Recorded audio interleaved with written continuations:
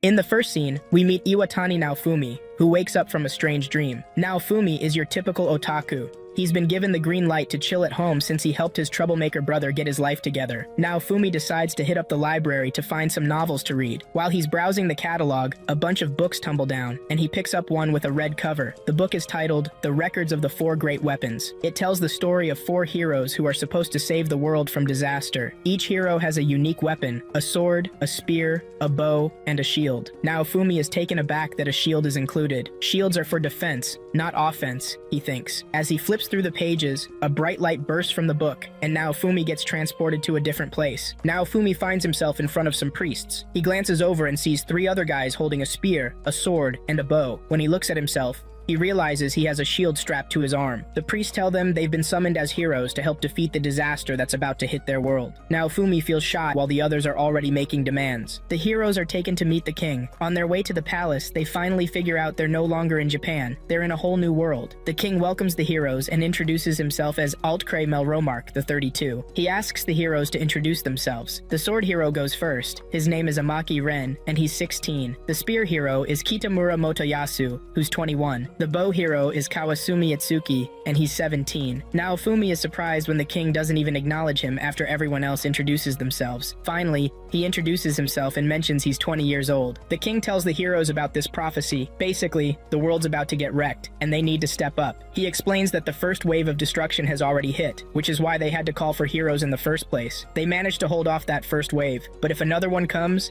the nations could be toast. They've got less than a month before the next wave rolls in. The king tells them they can check their status by focusing on the icon in the corner of their vision. All the heroes are still level 1, so they'll need to go on some adventures to level up their weapons and skills. The more experience they rack up, the higher their level will go. Plus, they'll have to recruit their own party members. Oh, and they can only use their legendary weapons. Like, the sword hero can't just pick up any old weapon. They're told to get some rest, and they'll kick off their adventure the next day. That night, the four heroes discover they're all from different versions of Japan. Naofumi notices they're looking down on him since he's the shield hero. The next morning, they all meet at the palace. The party members have been lined up, and they're told to pick who they want, but no one chooses Naofumi out of all the options. He starts complaining, and just then, one of Motoyasu's party members offers to join him. She's a total knockout, and Naofumi can't believe someone as cute as her wants to team up with him. Then the king tells Naofumi he needs to recruit more members on his own, and mentions that Naofumi will get a bigger allowance than the other three. The rest get 600 silver coins each, while Naofumi scores 800 silver coins. The group quickly kicks off their adventure. The girl in Naofumi's party introduces herself as Mine Sophia. Their first stop is a weapon shop. The shop owner shows him different swords, and when he touches one, he feels a jolt run through him. Then he remembers he can only use a shield. He starts to wonder how he's supposed to fight with just that. The shop owner uses his appraisal magic to check out the shield and says it has some serious power, but he can't get much more info on it. Plus, the shield is stuck to his arm and won't come off. So, Naofumi decides to at least buy some armor. After that, Naofumi battles some balloon-like monsters to gain experience. He gets bitten by them, but it doesn't hurt. He manages to take down a few monsters and collects their balloon fragments to sell later. Later that day, they head back to the weapon shop to get Sophia a new set of pricey gear. Afterward, they hit up a pub to grab some drinks and food. Sophia tries to flirt with Naofumi, but he keeps his cool. After a long day, he heads to his room. He only has 199 silver coins left, which he hides in the back of his shield before crashing for the night. The next morning, Naofumi wakes up to find all his gear missing. Soldiers from the palace show up to take him to the king, who wants to see him. When he gets to the palace, he's thrown to the ground and surrounded by armed guards. He's been accused of a crime. Sophia steps forward to tell the king and the others that Naofumi tried to assault her, but Motoyasu saved her. Naofumi can't believe what's happening. The king tells Naofumi that the crime he's accused of is punishable by death, but they won't execute him because he's a hero. Naofumi tries to defend himself and deny the charges, but he's ignored. He gets furious and asks to be sent back to his world. He can see that the king, the authorities, and everyone else don't respect him because he's the shield hero. He also realizes that Sophia and Motoyasu set him up to rob him. Naofumi finds out he can't go back to his world just yet. He has to take down the catastrophe first. Frustrated, he shoves the soldiers away and asks the king if he wants to lock him up. The king admits he can't afford to do that since they're facing a disaster and need to get ready. As Naofumi leaves the palace, he realizes his reputation, respect, honor, and status are all messed up. He bumps into a shop owner who initially wants to throw a punch at Naofumi, but changes his mind when he sees Naofumi might actually be innocent. The shop owner gives Naofumi a green cape as a parting gift, saying it's worth 5 copper coins, and Naofumi promises to pay him back someday. Naofumi tracks down some balloon monsters and takes out a few of them. He brings the monster parts to a coin exchanger, who tries to pull a fast one on him. Naofumi shows off the monsters he's hiding under his cape and warns the merchant to tell other traders not to mess with him. The merchant coughs up the cash he owes Naofumi. As he walks past a weapon shop, he tosses in 5 copper coins to pay for the cape. Naofumi keeps living a lonely life. He soon discovers that he can upgrade his shield and even change its size and shape as long as he unlocks the features. One night, some thugs try to rob him, but he takes them down with help from the balloon monsters under his cape. He realizes he needs a party member who can go on the offense while he plays defense. Just then, a guy in a hat approaches him and says he has a solution to his problem. He takes Naofumi to his shop and reveals he's a slave trader, offering all sorts of services, including demi-human slaves.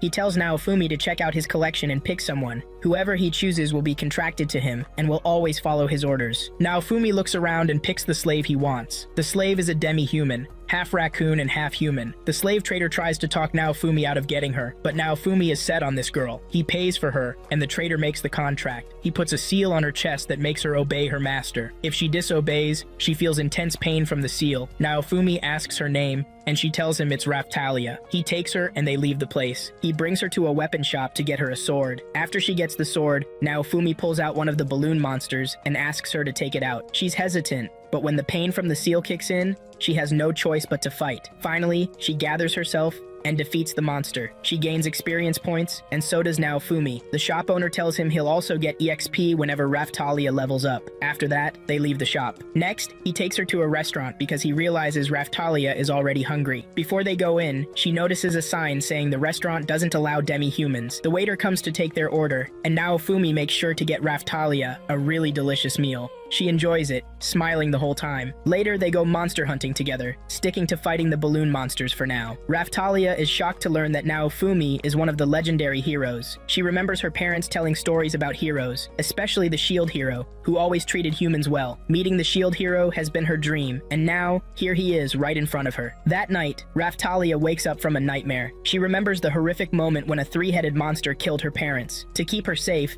they pushed her into the water below. She wakes up screaming and crying, but Naofumi quickly holds her and comforts her. The next morning, Naofumi heads to a herb shop to sell the herbs and medicines he's brewed. Raftalia waits outside for him and watches some kids playing ball. When Naofumi comes out, he realizes she wants a ball, so he gets her one to cheer her up. He tells her she can play with it after they finish their work. After that, they rent a room to stay in. Naofumi takes care of Raftalia like she's his sister. They train together and do everything side by side. Naofumi makes sure Raftalia is always with him. While they're in the forest, they spot a rabbit, and Naofumi catches it. He tells Raftalia to take it out, but she hesitates. He explains that he needs to get stronger for the disaster that's coming, and he needs her help. Remembering how the monster killed her parents, Raftalia quickly jumps in to take down the rabbit. They visit the weapon shop again so Raftalia can get a new weapon. Naofumi asks the shop owner if there's a town nearby where they can fight more monsters and sell what they find. The owner suggests they head to the village of Loot. Soon, Naofumi and Raftalia arrive in Loot and find a trader to sell the rabbit pelt to. Naofumi asks the trader if there's a way they can make some cash. The trader tells him there's a coal pit nearby, but it's swarming with monsters since the first wave hit. After getting this info, Naofumi checks out his shield in a hut. He calls it out, and it shows a green energy shield. Naofumi is surprised that it can do that. He and Raftalia make their way to the coal pit. They're still gathering ores when a 2-headed monster shows up. Naofumi scoops up Raftalia and dives into the water below. He finds another way to climb back up and asks Raftalia if this is the same monster that killed her parents, but she says no. Naofumi goes after the monster and pins it down. He tells Raftalia to attack, but she struggles because of her past trauma. Naofumi tells her to get out while he buys her some time. Raftalia realizes she'll lose Naofumi just like she lost her parents if she doesn't pull herself together. She's not ready to lose someone close to her again. Overcoming her fear, she attacks the monster. Together, they take it down with their teamwork. Their strategy is simple. Raftalia attacks while Naofumi defends. It's been a week since the battle in the coal pit, and Naofumi's shield has picked up a bunch of new abilities. He and Raftalia hit up a weapon shop so she can snag a better sword, and Naofumi's looking to buy some armor since he got hurt fighting a monster. Raftalia has grown a lot, and her body has changed. She picks out the sword she wants and even manages to get the shop owner to give them a discount. Naofumi grabs some armor too, and asks the shop owner if he knows when the next wave is coming. The shop owner tells him there's an hourglass in the church counting down to the next wave. Once the last grain of sand falls, falls, the next wave will hit. Naofumi and Raftalia decide to check out the church for themselves. When they get there, the other heroes and their party members show up too. Motoyasu corners Raftalia and offers to protect a pretty girl like her. She's shocked to learn he's a hero and tells him she swore to fight for Naofumi. As they leave the church, Motoyasu asks Raftalia if she's heard the rumors about Naofumi, but she hasn't. She's surprised. That night, Raftalia asks Naofumi what went down between him and the heroes, but he brushes her off, saying nobody believes him anyway, and decides to stay quiet. As the countdown to the wave gets closer, Raftalia reassures Naofumi that she'll always be his sword. She thanks him for protecting her. Just then, the last grain of sand falls in the hourglass. The sky turns red, and they find themselves in a different place. Looking out, they see the village of Loot is under attack. They rush over to help. The villagers are relieved to see one of the heroes coming to their rescue. Naofumi tells Raftalia to evacuate the villagers while he distracts the monsters. Naofumi gets to work, drawing the attention of the monsters. He can't help but wonder why he's putting his life on the line for people he doesn't even know. He's trying to figure out how to keep the village safe. Climbing the watchtower, he rings the bell to lure the monsters in. Then, he sets the tower on fire and brings it crashing down on them. Just then, some villagers return to help Naofumi. They confidently declare they won't abandon their home. Suddenly, a giant monster shows up, and Naofumi tells the villagers to run because they stand no chance against it. That's when Raftalia arrives to back up her master. Raftalia drives her sword into the monster, taking it down. Meanwhile, the royal knights start bombarding the village, not caring that the shield hero is there. Naofumi manages to shield himself and Raftalia from the blasts. Furious, Raftalia wants to go after the knights, but Naofumi holds her back. Another wave of monsters comes in, but Naofumi doesn't blame the knights for what they did. He still steps up to protect them and fight the monsters. The knights and Naofumi team up to take on the monsters, also trying to move toward where the other three heroes are. Together, they manage to defeat the monsters, marking the end of the second wave. Meanwhile, the heroes feel pretty confident that the next wave will be just as easy. The knights show up to inform the heroes that the king is waiting to reward them. Back in the village, the villagers thank Naofumi for his help. They know they wouldn't have survived without him. Raftalia feels happy that she could spare some kids from going through what she did. The hourglass inside the church resets again, gearing up for another wave of attack. That night, the king threw a party to celebrate their victory over the monsters. While everyone was having a blast, Naofumi was just chilling in a corner. He wouldn't have even shown up if it weren't for the reward. Meanwhile, Sophia was doing her best to keep Motoyasu from talking to any other girls. She's the jealous type and wants Motoyasu all to herself. Out of the blue, Motoyasu walks up to Naofumi and challenges him to a duel. Motoyasu claims he's challenging Naofumi because he has a slave in his party, saying a hero should do better than that. He tells Naofumi that if he wins, he can keep Raftalia, but if Motoyasu wins, he'll take her away. Sophia is just smirking in the background, clearly in the know about everything going down. Naofumi turns down the challenge and starts to leave, but the guards stop him. The king stands up to give Naofumi a hard time and orders him to accept the challenge or face punishment. Naofumi has no choice but to accept since Raftalia is now in the guards' custody. A little while later,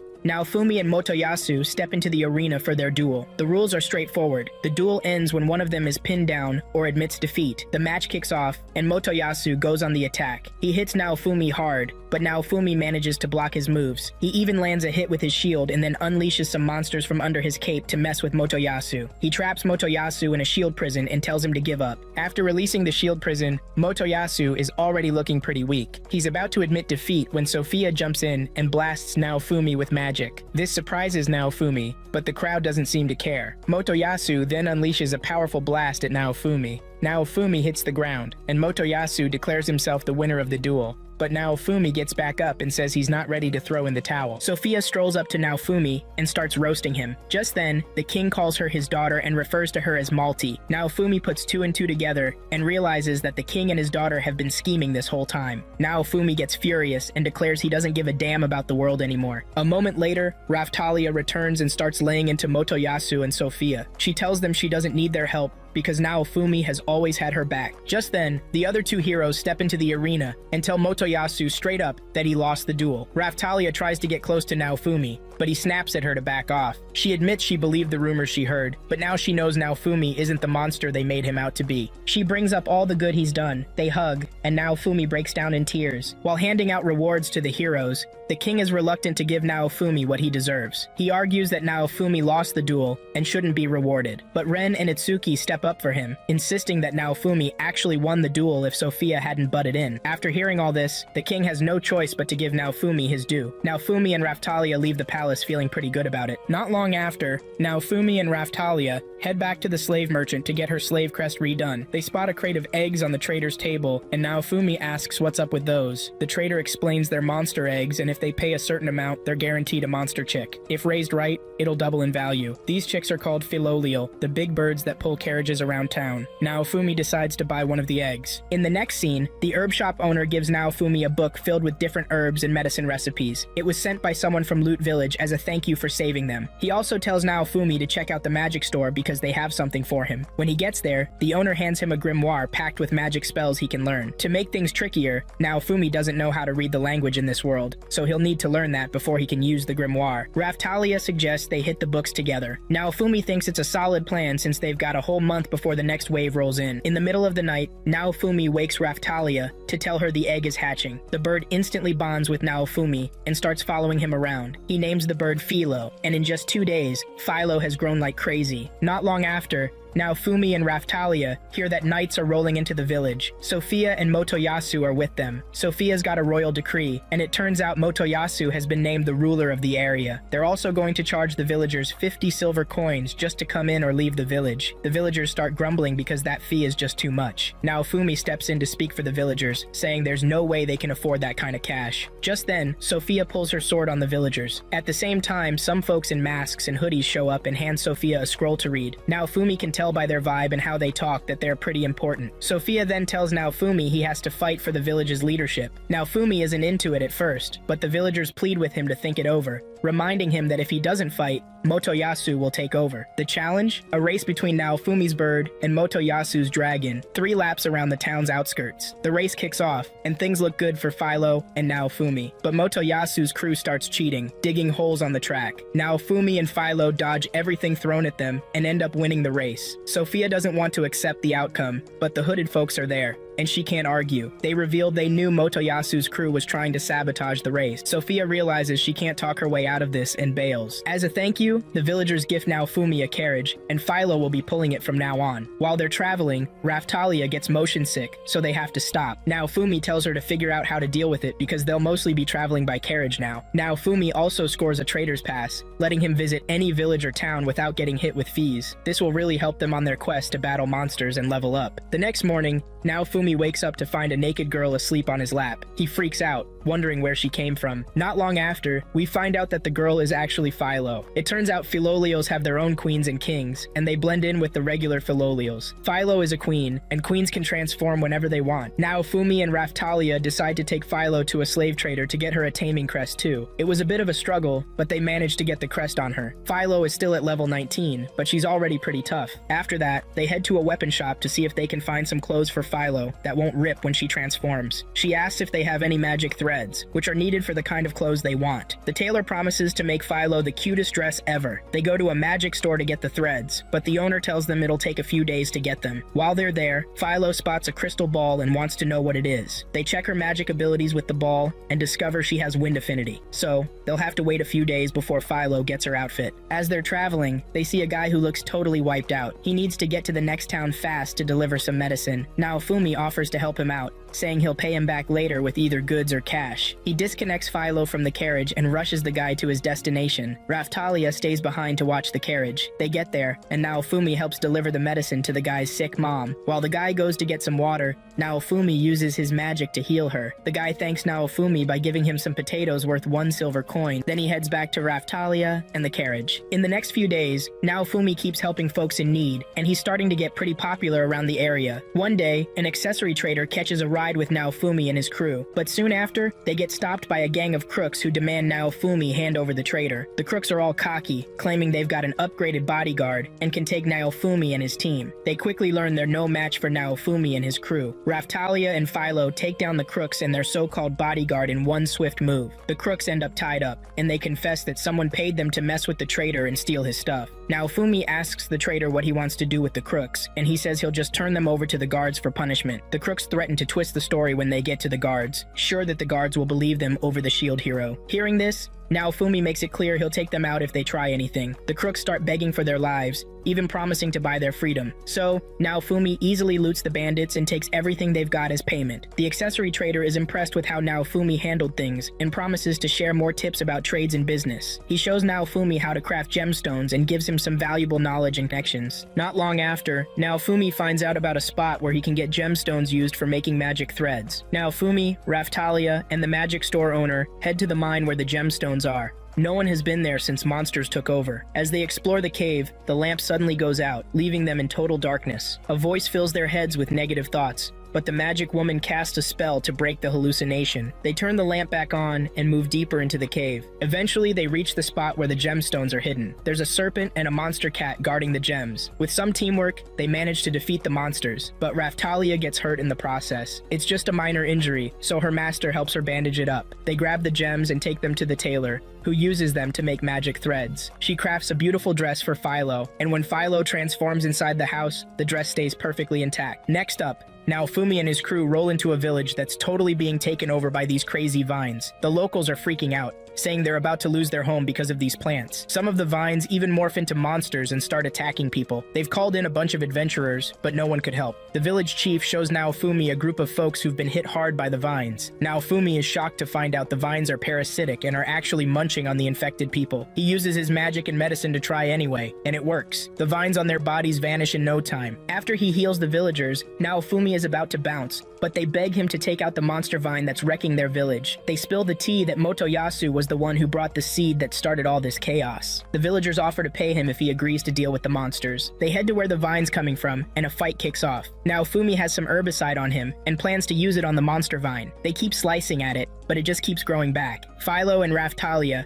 are going all out against the monster vine. After a few minutes of battling, Naofumi finally finds a spot to pour the herbicide. The vine weakens right away and starts to dry up. They also smash all the seeds that the vine produced. The next morning, Nao uses his skills to tweak the vine's biology. He makes their fruits edible, which will provide food for the village and ease their worries about famine. Naofumi sells the seeds in exchange for some goods, then takes those goods to the accessory trader. The trader asks for Naofumi's help with a job. There are hot springs in a nearby town, along with some inns, and he wants Naofumi to deliver goods there. Naofumi is surprised to learn that hot springs exist in this world too. After delivering the goods, Naofumi and his crew decide to enjoy the hot springs themselves. Raftalia is concerned that Philo is getting too clingy with Naofumi. She figures that giving a gift is a good way to show love. That night, she heads to the mountains to find some rare crystals that are said to be powerful for love. Just then, she hears Philo behind her. Philo reveals she's also on the mountain to find rare eggs for Naofumi. Philo races to the top of the mountain, and Raftalia follows. While they're running, Philo isn't paying attention and almost falls off the mountain. Raftalia tries to save her, but they both end up falling together. Luckily, they land on something soft. It turns out to be a monster boar, which chases them, but they manage to escape unharmed. The next morning, they reach the bird's nest where they're supposed to get the eggs and the crystal. Just as they're about to grab the crystal, the wild boar shows up again. It attacks the nest, causing them to lose all the crystals and eggs. They get mad and take down the boar instead. On their way back to town, two guys approach them and offer to buy the boar for a good amount of cash. After they collect the money, they use it to buy a tool to help Naofumi with his crafting. They tell him the tool is a token of their gratitude, and he thanks them in return. One day, Naofumi and his crew run into some travelers. They tell him they're from a village not too far away that's been hit hard by a plague, and it's taking everyone down. Naofumi and his party hop on their carriage and head straight to the village. When they arrive, the first villager they see seems to recognize them and rushes off to tell the village doctor that the savior has arrived. Naofumi just wants to drop off some medicine and bounce, but he ends up sticking around to use his magic to ease the symptoms of the sick folks. They feel a lot better, but he knows it's just a temporary fix. The nurse looking after the villagers tells Naofumi they think the wind from the nearby monster-infested mountains is causing the plague. About a month ago, the sword hero went up there to take down a dragon that was nesting. After that, an adventurer tried to collect the dragon's body, but ended up falling and dying. Naofumi agrees to help and tells his party to get ready, but he talks pretty harshly to the villagers. They put on masks as they approach the mountain to protect themselves and manage to dodge the monsters on the way. When they get there, they're about to start chopping up the dragon when it suddenly comes back to life as a zombie dragon. Naofumi wants everyone to bail, but Philo, being a Philolial, can't resist chasing after the dragon. The dragon keeps spewing poison breath, and Naofumi knows it'll be a bigger mess if if they don't take it down right then and there. Just as he's trying to rein Philo in, the dragon swallows her whole. Naofumi feels crushed, thinking he's about to lose everything again. In a surge of emotions, Naofumi lets the hatred he's been feeling take over. He taps into a powerful magic that lets him face off against the dragon. But Raphtalia notices that this power could mess with his mind, and he might lose himself. She tries to bring him back to reality. Naofumi manages to regain control, but Raphtalia is already really weak. Naofumi knows that the hate magic is his only shot at taking down the dragon. He's at a loss for what to do when, out of nowhere, the dragon crashes to the ground and dies. Thanks to his magic, Raphtalia wakes up, but she's super weak. Philo bursts out of the dragon, revealing she's been tearing it apart from the inside. She also finds a purple crystal inside the dragon, which seems to be its core, and she eats it. Raphtalia starts to weaken even more, and Naofumi realizes they need to get her out of there fast and get her some medicine. After breaking the dragon's curse, they rush Raphtalia back to the village. Naofumi asks the doctor to heal her and do whatever it takes. The doctor says Raphtalia's situation is serious, and they don't have enough holy water to lift the curses on her. Not long after, Raphtalia starts feeling better after getting the right care, but they still need holy water to get rid of the curses. Philo then hands Naofumi the mana crystal from the dragon. He puts it in his shield to boost its power, but he realizes his level isn't high enough yet. After a successful mission, Naofumi tells Raphtalia they need to head back to the capital. He's worried about her health and wants to grab some strong holy water to make sure she's fully healed before they take on more missions. Just then, they spot some Philolials crowding around a girl. They step in, and the birds scatter. The girl is shocked to see a Philolial as big as Philo, and even more surprised when she finds out Philo can talk. She shares that she's always wanted to chat with a Philolial, and gives Philo some dried meat to munch on. She introduces herself as Melty. Naofumi notices she's dressed nicely and figures she might be a noble's daughter. Philo then transforms into her human form, which blows Melty's mind even more. Naofumi tells Philo she can hang out and play with her new friend until evening, but she needs to be back before sunset. Later that evening, Melty and Philo come back together. Melty says she needs the hero's help and learns that Naofumi is heading to the royal capital, so she wants to tag along. She got separated from her guards while playing with the Philolials earlier. Raphtalia convinces Naofumi to help the girl because she's got no one else to turn to. Naofumi then tells Melty she'll need to offer a reward. Melty promises to ask her dad for a reward for the group. The next day, the party sets off for the capital. While camping that night, Naofumi discovers Melty is missing. He tells Raphtalia, and they start searching for her. They wake Philo, who reveals that Melty is sleeping in her feathers. Not long after, they roll into the capital. Naofumi tells Philo to take Melty home and make sure to grab the reward. He and Raphtalia head over to the church, where they run into the Pope. The Pope brings up Naofumi's duel with Motoyasu, saying the odds were totally against him, but he still held his ground. Naofumi isn't there for chit-chat.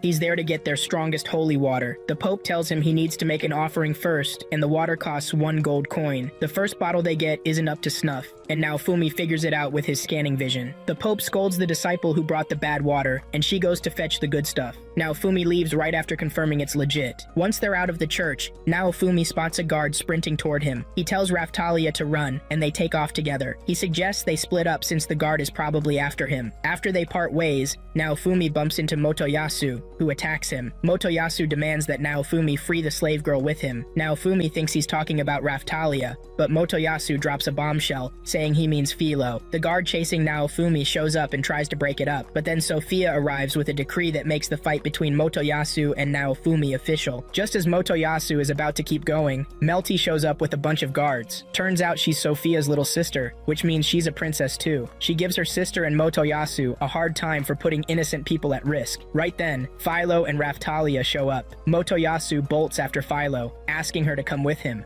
not realizing she's the one who usually turns into the big bird. Philo transforms into her bird form and kicks Motoyasu away. Sophia tells the guards to take Motoyasu to a doctor. After Sophia and the spear hero leave, Melty tells Naofumi she needs to talk to him. They head to a weapon shop for some privacy. She spills that she's next in line for the throne, ahead of her sister, because her sister's always been a troublemaker. Just as she's about to keep talking, Naofumi cuts her off, saying he can't trust anything she says. Naofumi is totally over-trusting anyone from royalty. They've let him down and treated him like dirt, so now he sees them all as the same. He pushes Melty away, and she has no choice but to leave. As she walks out, she remembers how her mom sent her to the capital to talk to the king about how he treats the shield hero. After she leaves, Philo gets really sad that Naofumi chased Melty off. Philo is heartbroken about losing her friend and steps outside to sulk. While Philo is outside, that guard from earlier shows up with a couple of others. Just as he's about to kick them out, The knights say they're there to join him on his adventure. They saw him fight during the last wave and want in on that action. They mention they're from the village of Loot and even have a mage with them. They want to repay him however they can. Naofumi then shows them a pendant, saying it's worth 150 silver pieces. He wants them to buy it to prove they're serious. The guys promise to gather the silver however they can.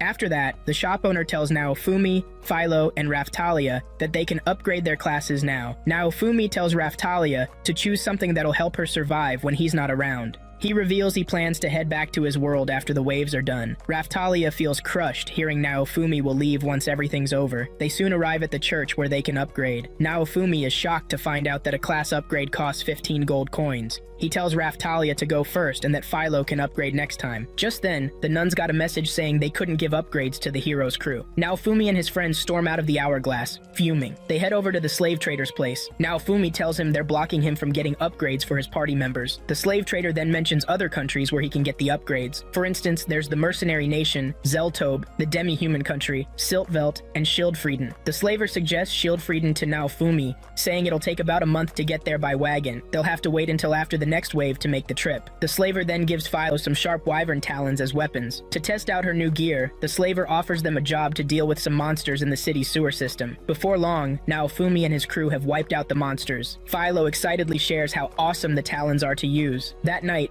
Raphtalia tries to find out when Naofumi will leave, but Philo interrupts. Naofumi has to push the two to go to sleep, and he's also working on some surprises for them while they snooze. The next morning, they keep on with their trading journey. They run into some refugees from the north, and Naofumi tells his crew to set up a kitchen right away to help them out. The refugees explain that the hero with the bow helped them kick out their king, but things have gone downhill since then. Ren and Itsuki are at the same tavern as Naofumi. Itsuki approaches Naofumi, and Naofumi seizes the chance to ask if he was the one who helped the northern folks with their revolution, to which he replies yes. Naofumi then tells the two heroes that he's been the one cleaning up their messes along the way. He leaves the tavern, telling them to quit making messes. The weapon shop owner tells Naofumi he's embedded the crystal they got from the dragon into his armor breastplate, which has an auto repair feature. Just then, the guards show up with the 150 silver pieces Naofumi requested. He hands them the pendant and tells them to keep the money, suggesting they get something nice for themselves. Meanwhile, Melty's mom is telling one of the masked people to keep an eye on her daughter and Naofumi's crew. She says it's Melty's job to figure out how to ease Naofumi's anger,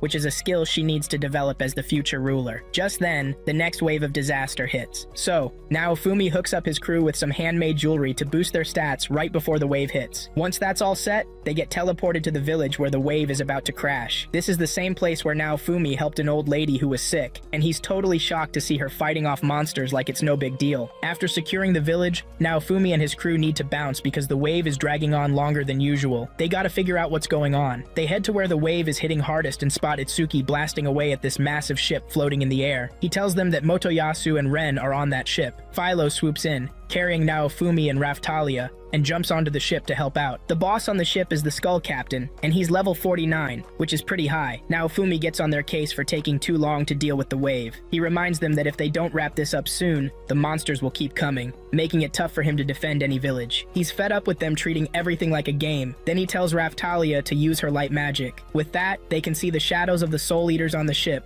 and take them out pretty easily. But a couple of Soul Eaters keep popping up. Just when they think they've got enough to handle, a dimensional Soul Eater shows up to make things even harder. Naofumi tells Philo to use wind magic to try and push the Soul Eater back so they can hit it with long-range attacks. But the Soul Eater fights back with some serious blasts. Naofumi manages to shield his crew, but the other heroes get knocked to the ground. Philo uses her trickster magic to split herself up and attack the monster from different angles. Raphtalia jumps into the action too, while Naofumi makes sure they're all protected and covered. He knows their strategy will take the monster out, but they need to move fast or the village is going to be in trouble. Naofumi tells Raphtalia he has no choice but to use the Rage Shield. When he activates the Rage Shield, Naofumi realizes that his rage isn't what's powering it anymore. He's actually tapping into the dragon's rage he absorbed earlier, and it's way more intense than his own anger. His face goes red, and Philo gets caught up in the rage too. She powers up and goes after the Soul Eater, knocking it down while Naofumi keeps pushing it with his shield. Raphtalia calls out the heroes for just standing around while Naofumi risks everything to take down the monster. It's Itsuki and Ren who jump in to help him first, while Motoyasu is still hesitating. Sophia is also telling him not to help Naofumi. After some pressure, the trio finally decides to team up with the shield hero. Naofumi feels like he's about to lose control to the rage, but Raphtalia's touch brings him back. He then uses a powerful spell to activate the shield prison and trap the monster inside. He hits it with a piercing spell to deal some serious damage and finally takes it down. Everyone watching is in awe of Naofumi's strength. The other heroes are stunned to see that the shield is even more powerful than they thought. Just as they're celebrating their win, another Soul Eater shows up, and it catches them off guard. Suddenly, the Soul Eater gets attacked from above by someone they don't recognize. The attack takes the Soul Eater out with ease. The mysterious person lands on the ship they're on, and calls the heroes weaklings for struggling against mid-level monsters like the Soul Eaters. She claims that only one of them is worthy of being called a hero. She asks for the shield hero's name, but he tells her to introduce herself first. She reveals her name is Glass, and tells the group to see her as their enemy. Glass says something that sets off Motoyasu and the other two heroes. They go all out with their strongest attacks, but it doesn't even faze her. She looks totally fine. Then she casts a spell and hits the trio with it. They can't handle her attacks and get thrown across the floor. Now Fumi chugs a potion to quickly recover his SP. He tries to trap Glass in a shield prison, but she breaks out like it's nothing. Now Fumi and his crew go after Glass with a bunch of attacks, but she just brushes them off. They even summon a magic snake to bite her, but it seems she's immune to the venom too. Now Fumi realizes things are getting serious when Glass slices Raphtalia's sword in half. He tells everyone to get behind him and creates a shield prison around himself and his team. Glass's attacks hit the shield, but she still manages to smash it. She's trying to get Naofumi to use the rage shield against her. Raphtalia gives Naofumi the green light, and he activates the rage shield.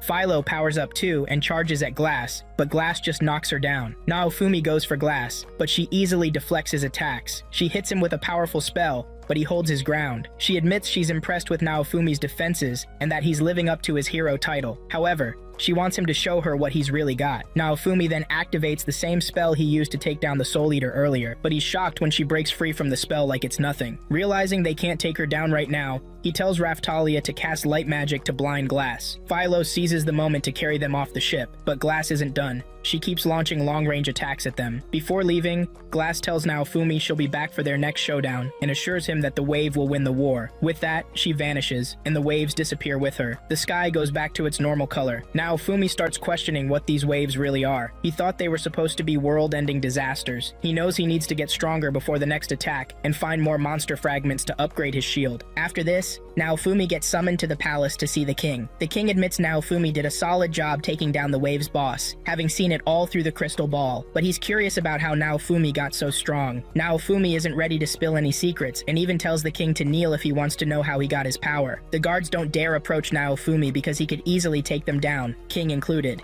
He tells them he just wants to beat the waves and go home. The king threatens to hurt his party members, and Naofumi dares him to try. He promises to chase the king to the ends of the earth and make his life miserable. On his way out, Naofumi passes a woman who warns him to be careful. Later, Melty heads to the throne room to talk to her dad about making peace with the shield hero. She says the shield hero is crucial for their nation's survival. Just then, Sophia shows up and ruins the vibe. Melty tells her dad she wants what's best for the country and leaves respectfully. Eventually, Naofumi tells the weapon shop owner he wants to head to Shieldfrieden for class upgrades for his party. The owner helps them pack up everything they need, and they set off on their journey. While they're resting, Melty and her guards show up. Melty tries to persuade Naofumi to return to the capital and patch things up with the king. She argues that the hero and the king can't be fighting when the country's in trouble. Naofumi is still mulling this over when he sees one of the guards rushing toward the princess, sword drawn, trying to take her out. Naofumi quickly gets Melty out of the way just in time. The knight accuses Naofumi of holding the princess hostage. One of the knights is recording the whole thing with a crystal ball, while the others are busy fighting Naofumi and his crew. Naofumi manages to shield the princess, and when the knights have had enough, they pull back.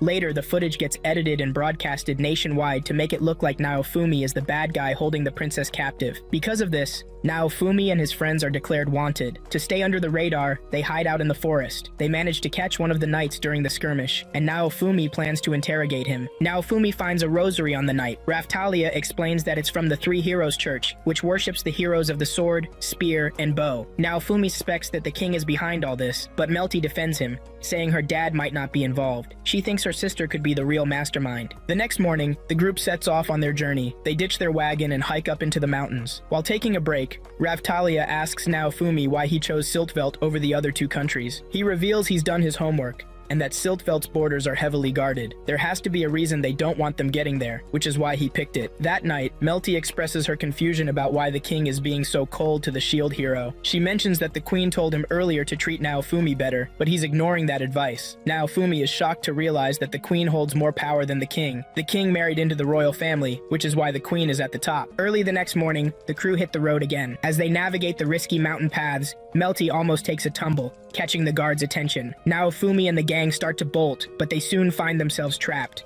The other three heroes and the knights have them cornered, demanding Naofumi let go of the princess he's got with him. Melty chimes in, saying she's totally fine and that Naofumi isn't holding her against her will. She reveals that it was her idea to travel with Naofumi for protection, and that this whole mess is part of a wicked scheme by someone dangerous. After hearing her out, the heroes chill for a bit. They're not acting hostile until Sophia shows up and flips the script. She claims Naofumi's shield can brainwash people, including her sister. This fires the heroes back up. Naofumi then tells the heroes that Sophia wants to off her sister so she can snag the crown princess title instead. Philo shifts into her bird form, and the group makes a break for it, but Motoyasu shoots her leg, turning Philo back into her human self. They're cornered, and Naofumi has no choice but to activate the raid shield since it's about to get real. Naofumi and his crew band together and manage to escape their attackers.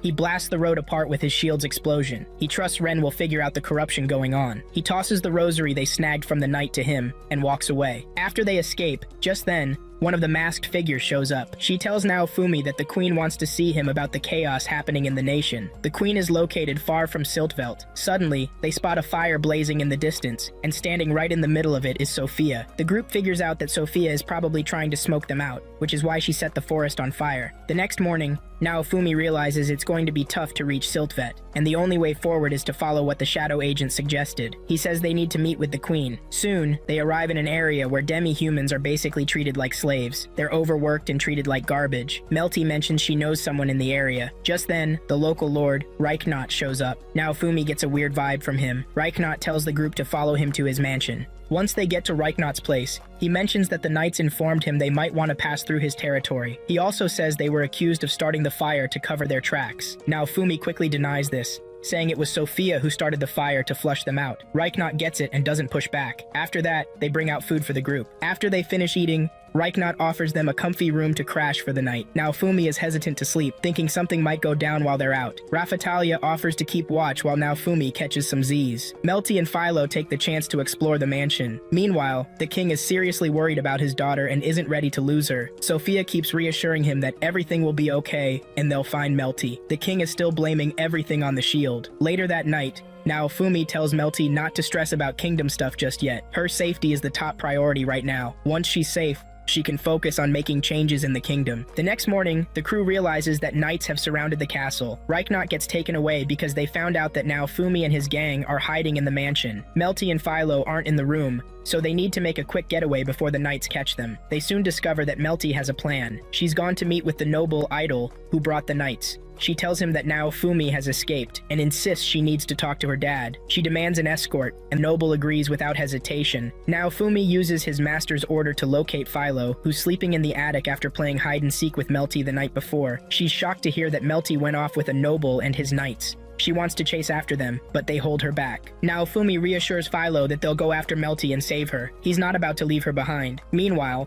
Idol is busy grilling Reichnot about the shield hero's location. Naofumi, Philo, and Raphtalia manage to sneak into the mansion. They're taking out knights who try to stop them. Just when Idol is about to hurt Melty, Philo and the others burst into the room. Idol grabs Melty as a hostage, but Naofumi uses his shield's power to knock him down and rescue her. Melty is super happy to see Naofumi and reluctantly thanks him. Idol pulls out a whip, which triggers Raphtalia's memories of how she and other demi-humans have suffered at the hands of people like him. She steps closer to Idol as he lashes out, but she's unfazed. She cuts the whip and holds her sword to his neck, scaring him and making him feel the pain that other demi-humans have endured. So it turns out Raphtalia is one of the demi-humans that Idol used to keep as his personal property. He treated them horribly and did whatever he wanted with them. He even killed one of Raphtalia's friends named Rafana. Raphtalia is tempted to take him out. Naofumi asks if killing Idol would help her find closure, but she's not sure. Instead, Raphtalia decides to let Idol live so he can atone for his sins. Just then, Idol pulls out a sword and attacks her. She manages to block his strike and push him back. Idol is doing everything he can to get rid of Raphtalia. He slips and falls out of the building, plummeting to his death.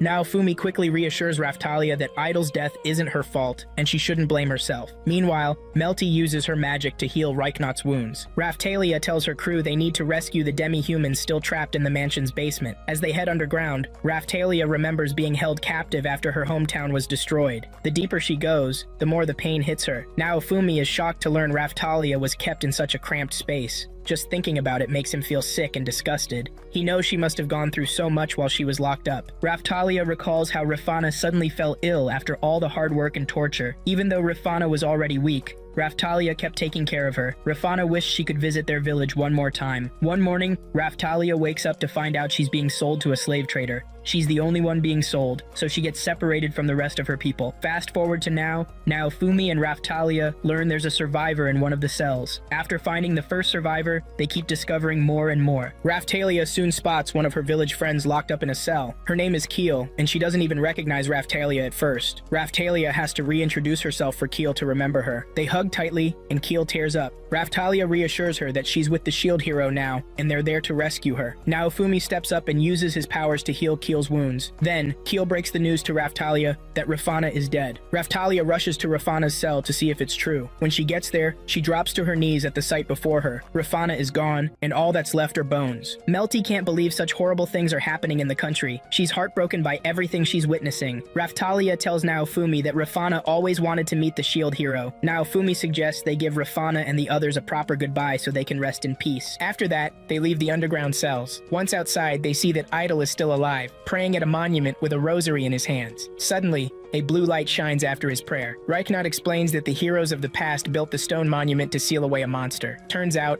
Idol just unleashed the monster. He's pretty sure no one can stop him now that the monster is on his side. The monster rises from the depths, and the first person it takes out is Idol himself. It lets out a deafening roar that shakes everything and everyone around. While a monster is growling at them, there's a girl and a philolial hanging out in the woods. The philolial spills the beans that it's found the perfect candidate to be the next queen. Back at the mansion, Naofumi realizes the monster is super strong and they can't take it on. He tells everyone they need to bounce and find a place to hide. They're shocked when the monsters track them down anyway. There's a moment of hesitation to fight because there are civilians around, but Philo charges at the monster without a second thought. Naofumi stresses the need to lure the monster away from the area so they can fight it without hurting anyone. Naofumi figures out that Philo can be the perfect bait to draw the monster out of town. The dragon is drawn to the crystal glowing in her belly. Reichnaut is tasked with taking Keel and the other kids to safety. Raftalia is hesitant to leave, but Keel insists she has to go because there are people who need saving. Raftalia hands Keel the bracelet Naofumi gave her. Philo scoops up her party members and gets them out of there. The monster is right on their tail. They keep running until they're out of the woods, but the monster is still hot on their heels. They reach an open area and wait for the monster to catch up. When the monster shows up,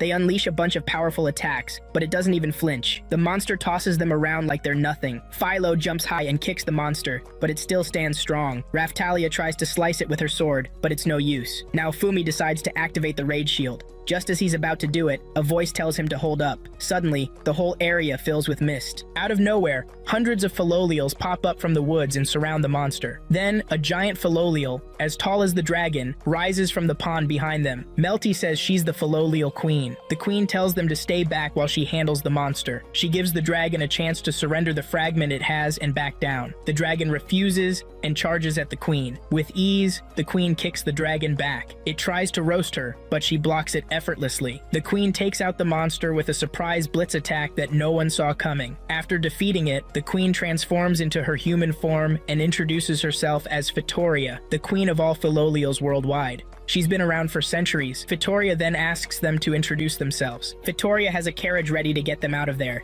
She's got a bunch of questions for Naofumi. Before they head out, Naofumi grabs some dragon materials to upgrade his shield. They hop into the carriage and take off. Using her portal magic, Vittoria zaps them to their destination in no time. They step out to find ancient ruins, which are the remnants of the civilization that the original heroes defended. Vittoria explains that it's now a sanctuary for philolials, and she's not supposed to bring humans there. Naofumi ends up cooking for the whole crew and the Philolials hanging out there. Later that night, Vittoria calls Naofumi for a chat. They stroll together while talking. Naofumi asks why Philo is growing differently from the others, and she explains it's because a hero is raising her. She reveals she came to help because she heard a new queen candidate was found. She's curious about how the dragon seal got broken. Then she drops the bomb that the waves are hitting other countries too, not just Melremark. The heroes are supposed to be split up across different nations. Vittoria shares that she was raised by a hero as well, and has been protecting the world ever since. Still, she needs the heroes to team up and not bicker among themselves. Meanwhile, Ren and Itsuki sneak into the hidden part of the three heroes' church to see if they're really hiding something like Naofumi said. Sophia is lurking nearby, watching everything unfold. Back at the ancient ruins, Vittoria tells Naofumi that she might have to take out the four heroes if they can't get their act together and work as a team. The next morning, Vittoria takes Melty hostage and says she won't let her go until Naofumi can patch things up with the other heroes. Naofumi stands his ground, saying he's not ready to make nice with them. Vittoria drops a bombshell, saying she could just wipe out all four heroes and summon a new set if they can't work together. Even with all that pressure, Naofumi is firm that he won't talk to the other heroes. He insists he has nothing to say or do with them. He tries to activate his rage shield, but Vittoria uses her power to mess with the shield system. She sees how stubborn he is, and then makes him a deal. She tells Naofumi that she'll think about her options if he can show that he and his crew can handle the waves on their own. She suggests a one-on-one fight between her and Philo. If Philo wins, she'll release Melty and hold off on taking out the heroes for a bit. Naofumi doesn't want Philo to fight Vittoria,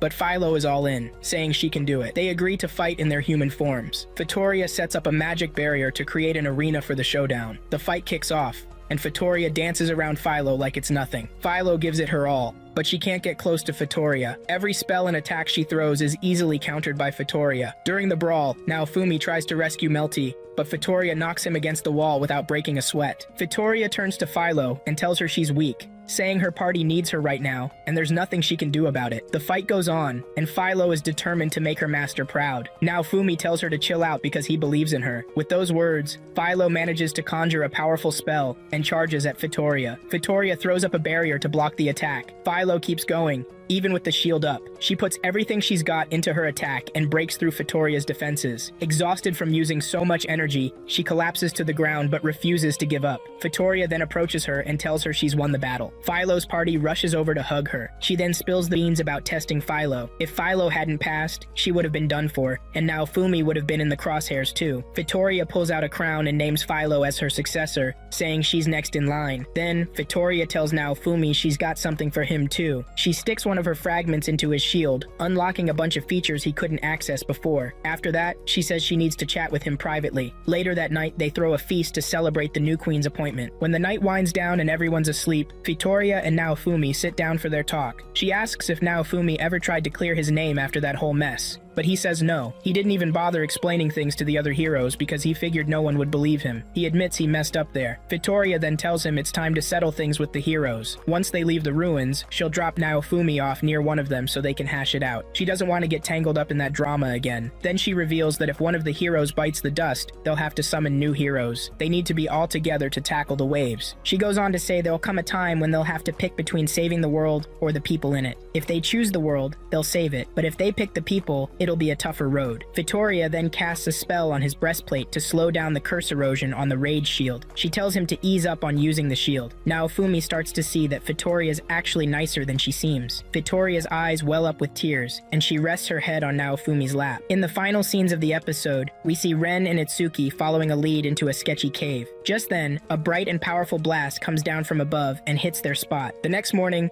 Vittoria teleports the crew to a spot where she can feel one of the heroes. She also hooks them up with a new wagon. With emotions running high, they say their goodbyes. Philo is super excited to pull the new wagon and hums happily as she goes. They soon reach a checkpoint and the group starts debating whether to take a detour. Naofumi mentions that either Itsuki or Ren should be there. They decide to chat with one of them and see if they can get through. If not, they'll just push their way in. As they get closer to the checkpoint, the lookout raises the alarm as soon as he spots them. When they arrive, they find Motoyasu and a bunch of guards waiting for them. Naofumi tells him he's not there to fight. He just wants to talk and pass through. Motoyasu gets angry, asking if that's all Naofumi has to say. He then attacks Naofumi, but Naofumi blocks it. He's shocked that Motoyasu would attack him for no reason. He throws several magical attacks, but Naofumi manages to fend them all off. Naofumi then asks why Motoyasu is so mad at him and why he's always ready to fight. Motoyasu tells him to dig deep into his feelings to figure it out. He then drops the bomb that Ren and Itsuki are dead, claiming Naofumi is to blame. Naofumi is shocked, his jaw dropping when he hears the news. He tells Motoyasu he didn't kill them because he had no reason to. He asks if Motoyasu has seen their bodies, but Motoyasu says no. Just as Naofumi is about to keep convincing him,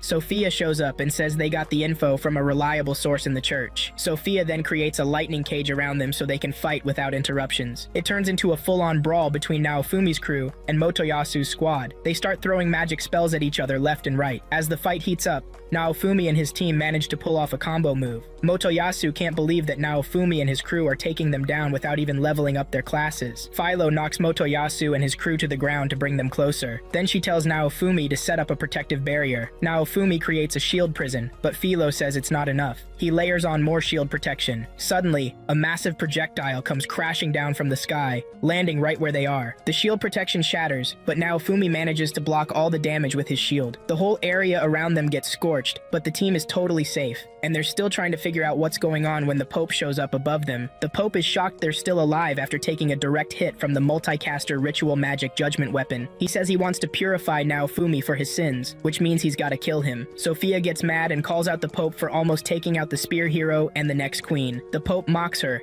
saying it'll be reported that the shield hero did the deed. He adds that plans are already in place for someone else to take over the government. He accuses the heroes of messing up the nation. Then he drops the bomb that he was the one who killed Itsuki and Ren. Motoyasu is stunned when he hears this. To finish off the group, the Pope pulls out a sword that Melty recognizes. The look on her face shows she knows just how powerful that sword is. The Pope points the sword at the group and unleashes a massive blast, but Naofumi manages to block it. He can feel the sword's overwhelming power. The Pope tells them that was just a test shot. He powers up the sword to unleash its real strength. Suddenly, the sword transforms into a spear, shocking everyone. But Melty already knows what's up. She explains that the sword is a direct copy of the hero's weapons and can change into any of the 4 legendary weapons, packed with immense power. Motoyasu wonders why they needed to summon heroes when they have something that powerful. Melty clarifies that the weapon drains a ton of mana. The Pope tells them that the mana they need will come from the hundreds of believers behind him, calling it a battle between the devil and the divine supreme being. Motoyasu gets mad, realizing they've been playing him from the start. He fires a blast from his spear, but the Pope's barrier blocks it. Motoyasu tells Naofumi it's time to team up and cut off the mana supply. He tries a bunch of combos to attack the Pope,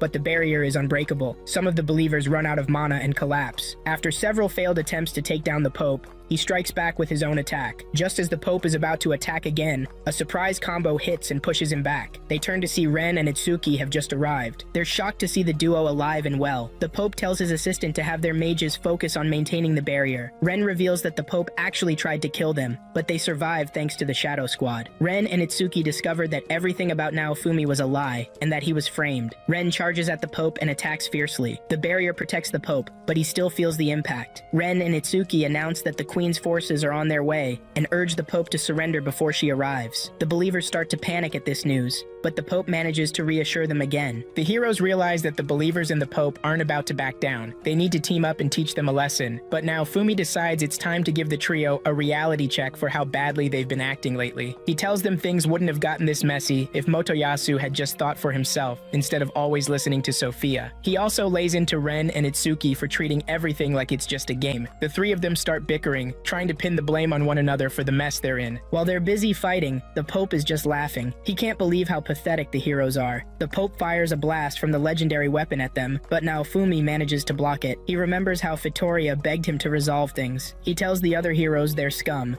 no better than the Pope trying to kill them, but he's willing to work with them until they take down the Pope and make it out alive. With that, the heroes and their party members agree to join forces. Just then, the Pope activates a wall around them that looks like the roof of the church. He calls it his cathedral and tells the heroes they've reached their final destination. Meanwhile, the Queen is gearing up. She's donned her armor and is ready to roll. Back where the Pope and the heroes are squaring off, the heroes launch a spell at the Pope, but he keeps brushing them off. While the Pope is battling the heroes, the believers are using their mana to heal him from any hits he takes. This keeps the Pope standing strong against the heroes. He gets healed up right away and shakes off any damage.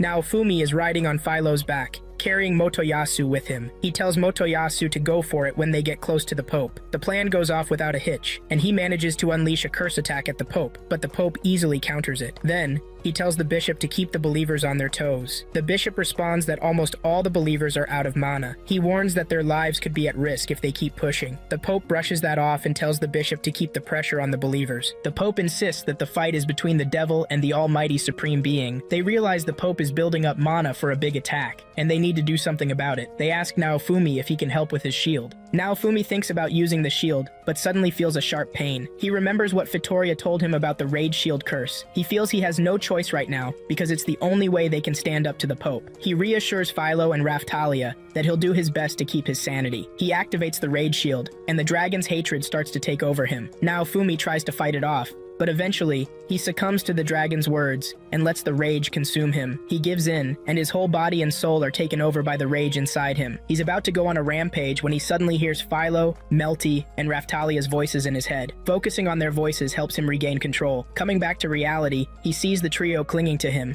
already feeling the effects of the curse. Naofumi then turns to the other three heroes and humbly asks for their help. The Pope attacks, but Naofumi manages to shield them. The group then launches a full-on assault against the Pope, with Naofumi barking out orders. Even Motoyasu can't believe he's taking orders from Naofumi. They push the Pope back and break through all his defenses. Just as they charge at him, the Pope suddenly powers up. He starts hitting them with advanced skills from his legendary weapon and creates a noise barrier to mess with their hearing. The group soon realizes it's all an illusion. Just when the Pope is about to finish them off, the Queen shows up and casts a spell that traps him in an ice wall. She tells Naofumi to take him out. Naofumi activates a spell that pierces his own body, spraying red liquid everywhere. The Pope is thrilled, thinking Naofumi has taken himself out. But then, a red creature pops up from under the Pope and devours him. The cathedral and the legendary weapon go down with him. Once the chaos settles, they find Naofumi unresponsive, lying in a pool of his own blood. The girls start to panic, but the Queen reassures them that she won't let the shield hero die. She approaches Naofumi and introduces herself. 3 days later, Naofumi wakes up in a clinic, all bandaged up. The three girls are there with him, and they fill him in on what happened. They tell him that the Queen did everything she could to make sure he survived. The power Naofumi activated affects both the target and himself, but the Queen made sure he didn't die. Even with her quick recovery magic, it'll take him about a month to heal completely. A little while later, the Queen comes to visit. She introduces herself again. Her name is Mirelia. Naofumi wonders why the shield hero has been treated so badly since he got to this world, and the Queen promises to explain everything. She reveals that she was away at a forum when the nations summoned the four heroes. They had originally agreed that each of the four nations would summon one hero, but the king and princess went behind her back and summoned all four. This made the other nations mad, and Mirelia has been trying to fix things ever since. The lord she left in charge died during the first wave, which gave Altcray and Sophia free reign to do whatever they wanted. She then explains why the shield hero has been hated from the start. Altcray already had a grudge against the shield hero for a specific reason. He hated the last shield hero and passed that hatred down to Naofumi. Things would have been different if Naofumi had been summoned to another nation. For example, in Siltvelt, they actually worship the shield hero. The Queen promises Naofumi that he won't be stopped if he wants to go to Siltvelt. She even vows to clear his name and put an end to the humiliation he's been facing. Plus, she's going to reward him with a huge prize. 500 gold pieces. Naofumi tells the Queen he doesn't plan on sticking around the country. He knows they're counting on him to survive, but he promises to show up when the waves hit. The Queen then asks him to come to the royal castle the next day. She wants to clear his name in front of everyone. A decree has already been sent out telling people to gather at the castle. That night, Naofumi wakes up from a dream where he sees the king and the princess losing their heads at the execution ground. The next morning, Naofumi and his crew arrive at the royal castle, where the other three heroes are also hanging out. A messenger soon shows up, telling them to head into the throne room. When they walk in, Motoyasu notices that the king and the first princess are missing from their thrones. The Queen tells the guards to bring the king and Sophia in. They're brought in wearing chains, which totally shocks Motoyasu and the other heroes. The Queen drops a bombshell, saying that they're now considered criminals and their trial is about to start, which will be shown to the entire nation. Before the trial kicks off, the Queen makes sure they get a slave crest to keep things fair. The Queen starts grilling Sophia about her role in everything that's gone down. Every time she lies, she feels pain from the slave crest. This leads everyone to discover that she tried to kill her sister. They also find out that Malti, aka Sophia, framed the shield hero by claiming Naofumi assaulted her. Once the confessions are out in the open, the Queen stuns everyone again. She strips both of them of their titles and sentences them to death. She says their crimes are too serious to be forgiven since they hurt the people of the nation. To prove she's serious, she orders the execution to happen right away, and it's set to take place in front of the crowd. Naofumi realizes everything is unfolding just like in his dream. The duo is taken to the guillotine, and the crowd is seen celebrating. Just as the execution is about to happen, Naofumi steps in. He says the death penalty is too easy for them. He then makes a proposal. He says the king should change his name to Trash and the princess to the B word. He tells them they can either accept it or go to the guillotine instead. He also suggests that Sophia's adventurer name should be the S word. The queen agrees to this. She announces that the 3 heroes are abolished effective immediately and that a new 4 heroes church will be formed. After that, Naofumi gets ready to leave. He tells the queen he'll start working with other nations too. The queen promises to give him whatever he needs on his journey. She tells Melty that she would have offered her life for the king and Sophia if Naofumi hadn't stopped the execution. Just as Naofumi is about to leave the city, the people gather to show their respect for him. The military even gives him an honor guard. Naofumi realizes he's regained the honor, respect, and status he thought he lost. With a smile on his face, Naofumi walks out of the city, ready to tackle whatever waves come next with his crew. Next up, Naofumi and his crew head over to the Church of the 4 Heroes to level up their classes. They can finally swing by the church whenever they want. After they get their upgrades, they make their way to the royal castle because the queen wants to see them. During their chat, the queen is super excited that the group met Vittoria and wishes she could have had that chance too. Then, she gets down to business and tells Naofumi the real reason she called them to the castle. She's throwing a party for the 4 heroes that night and has something really important to share with them. Later that night, everyone gathers in the main hall for the feast while the heroes are having a private meeting with the queen. Just then, one of the knights bugs Raftalia, causing a bit of a scene in the reception hall. Melty spots her sister pouring some weird liquid into one of the pies. Back in the meeting with the queen, Naofumi remembers Vittoria's advice about sorting things out with the other heroes. He suggests they have an honest talk since they're all there. The queen then drops a big announcement. A once-in-a-decade event that'll boost their XP is about to kick off. It turns out Naofumi is the only one who doesn't know about this because he looks totally lost when the queen brings it up. Just then, Melty rushes in to tell her mom that Sophia tried to poison the food for the party, and she confessed because of her slave pact. The queen decides it's time to be straight with them. She reveals that when the next wave hits, if the heroes haven't sorted out their issues, all of them except the shield hero will be executed. She explains that the 3 heroes were defeated in the last waves, so they need to team up with the shield hero. The other 3 heroes ask Naofumi where he got his cheat shield. He tells them it's not a cheat, it's all from his hard work. Naofumi then offers to share what he knows if they go first. The 3 heroes start talking about the perks of their legendary weapons. Naofumi is shocked because he's been stressing over things he could have easily done with his legendary weapon, like teleportation. Meanwhile, there's still a commotion going on in the reception hall. Back in the private room, the heroes end up leaving on a bad note after they start arguing, so the night turns out to be a bust. The next morning, the queen tells Naofumi that the heroes left super early. The queen also mentions that the ship for his transport is ready at the dock. So, the shield hero says goodbye to Melty and the queen. Before leaving, Naofumi stops by the weapon shop to try out the new copy option he discovered. He uses it to copy some shields in the shop. After that, Rafatlia asks Naofumi if they can take a detour. They visit her village where she buried Rafana's bones. The village is in ruins, but Keel is determined to rebuild everything. Naofumi also wants to help anyone in need. Before leaving the village, Rafatlia and Philo beg Naofumi not to ever leave them. He agrees because he's not ready to leave everything to the 3 cardinal heroes. Naofumi knows he can't leave until Rafatlia and Philo find happiness. Soon after, the trio arrives at the dock where their ship is waiting. It turns out the other 3 heroes are also waiting to board the same ship. While on board, they bump into 2 adventurers, a guy named Berg and a girl named Therese. Naofumi introduces himself, but Berg isn't buying it. He straight up disses Naofumi, calling the shield hero a loser, but claims Naofumi is different. Berg suggests that Naofumi and his crew team up with his party. Naofumi then heads to the front of the ship where the 3 other heroes are. They're all feeling pretty queasy from seasickness. Just then, Therese and Berg show up at the front. Therese learns Naofumi is a skilled jeweler and wants him to make her an accessory, offering to pay for it. Naofumi promises to whip it up while he's leveling up. Before long, the ship reaches Kalmyra. Moments later, the governor of Kalmyra, Habenberg, arrives to welcome Naofumi and the rest. Kalmyra is a cluster of islands popular with tourists and adventurers. As they explore the island, they run into Berg and Therese again. Berg scolds Naofumi for leaving the ship without saying goodbye. Naofumi scans them to check their levels and stats, starting to think about teaming up since they seem battle-tested. After Berg and Therese leave, Naofumi tells his crew to follow him. They plan to grind some levels before the day ends. They find a spot to fight slimes, and even the weakest ones give them a good amount of XP. Suddenly, they stop gaining XP. It's at that moment that Itsuki and the other heroes show up. and they start bickering over who gets to farm XP in that spot. The trio arrives at a new spot. They just took down a monster and racked up a ton of XP in one go. Raphtalia and Philo quickly realize their skills have outgrown their weapons. If they don't do something soon, their gear is going to fall apart. Naofumi suggests hitting up a weapon shop to snag some new gear before they face the boss. For now, they make do with some weapons they picked up from the monsters they've defeated. That night, Naofumi shares his worries about the Rage Shield and Curse spell he used last time. Just then, Berg and Therese pop out from the bushes. Berg mentions he was worried when Naofumi's fairy dude said he hadn't come back yet. He considers Naofumi a friend now, and doesn't want anything bad to happen to him. That night back in town, Naofumi, the other heroes, and their crew have a blast together. The next morning, Naofumi hands Therese the accessory she asked him to make. She admires the jewelry and pays him way more than he expected. She even wants to give him more,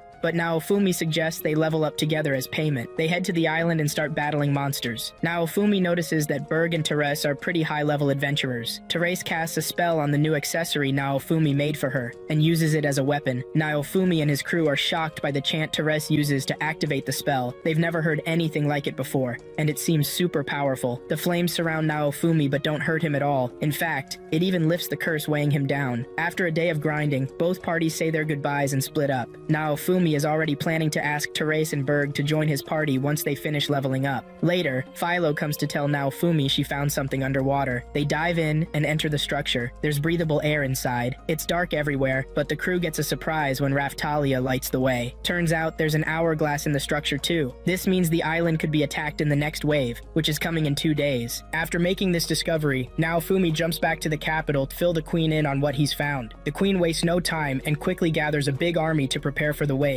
Soon enough, the countdown hits 0, and the waves start crashing in. Monsters begin pouring out from the portals. The soldiers jump right in and start battling the monsters. They toss barrels of strong wine into the sea to create some explosive distractions. Then, a massive sea monster shows up and starts causing trouble. Itsuki can't get a hit in unless they can lure it out of the water. Naofumi hops onto Philo's back and heads into the water to confront the beast. Naofumi manages to bait the monster out of the water, giving Itsuki and the other heroes a chance to land some serious hits. But even with all that firepower, the monster seems unfazed and ends up wrecking one of the ships. Raphtalia steps up and fires a powerful harpoon, landing a solid hit on the monster. While the heroes focus on the big monster, the soldiers keep busy with the smaller ones. During the chaos, Melty almost gets swarmed by monsters, but Berg swoops in just in time to save her and take out the monsters attacking her ship. Berg tells Naofumi to lure the monster out of the water again so he can strike. Naofumi pulls the monster out, and Berg jumps on it, delivering a killer blow. Philo and Therese join the fray, and together they manage to take the monster down. The queen is left amazed by their show of strength. After the monster gets taken down, the heroes are about to start scooping up the loot left behind, even though they didn't actually defeat the beast. Suddenly, Berg jumps in and attacks Naofumi and the other 3 heroes. Naofumi is caught off guard by Berg's sudden shift in attitude. Berg says it hurts him to do this, admitting he didn't believe Naofumi when he claimed to be the shield hero. Then, Berg declares that the heroes need to be taken out for the sake of the world. He explains that this isn't personal. They're heroes from another world too, and their own world is about to be destroyed. They need something to fight for, which is why they've come to this world. Berg and Therese say they're ready to fight the heroes fair and square. The queen realizes that Berg and Therese are the bad guys and quickly tells her soldiers to back up the heroes. With a single spell, Therese manages to freeze the other ships, stopping them from butting in on the fight. Therese and Berg make it clear that their only target is Naofumi, the shield hero. A brawl breaks out between the two groups. Berg seems to have the upper hand, skillfully dodging their attacks. Meanwhile, Melty is gearing up to support Naofumi. Berg warns Naofumi that he gets stronger the more defense he faces, making it tough for Naofumi to beat him. Just then, Melty shows up. She urges Naofumi to take down Berg and Therese quickly, because the wave isn't over yet. The fight kicks back into gear, and this time, Naofumi and his crew start to gain the upper hand. They land a few hits on Berg, but it's still not enough to take him down. Naofumi knows this battle is serious. It's a kill or be killed situation. Suddenly, Glass bursts onto the scene.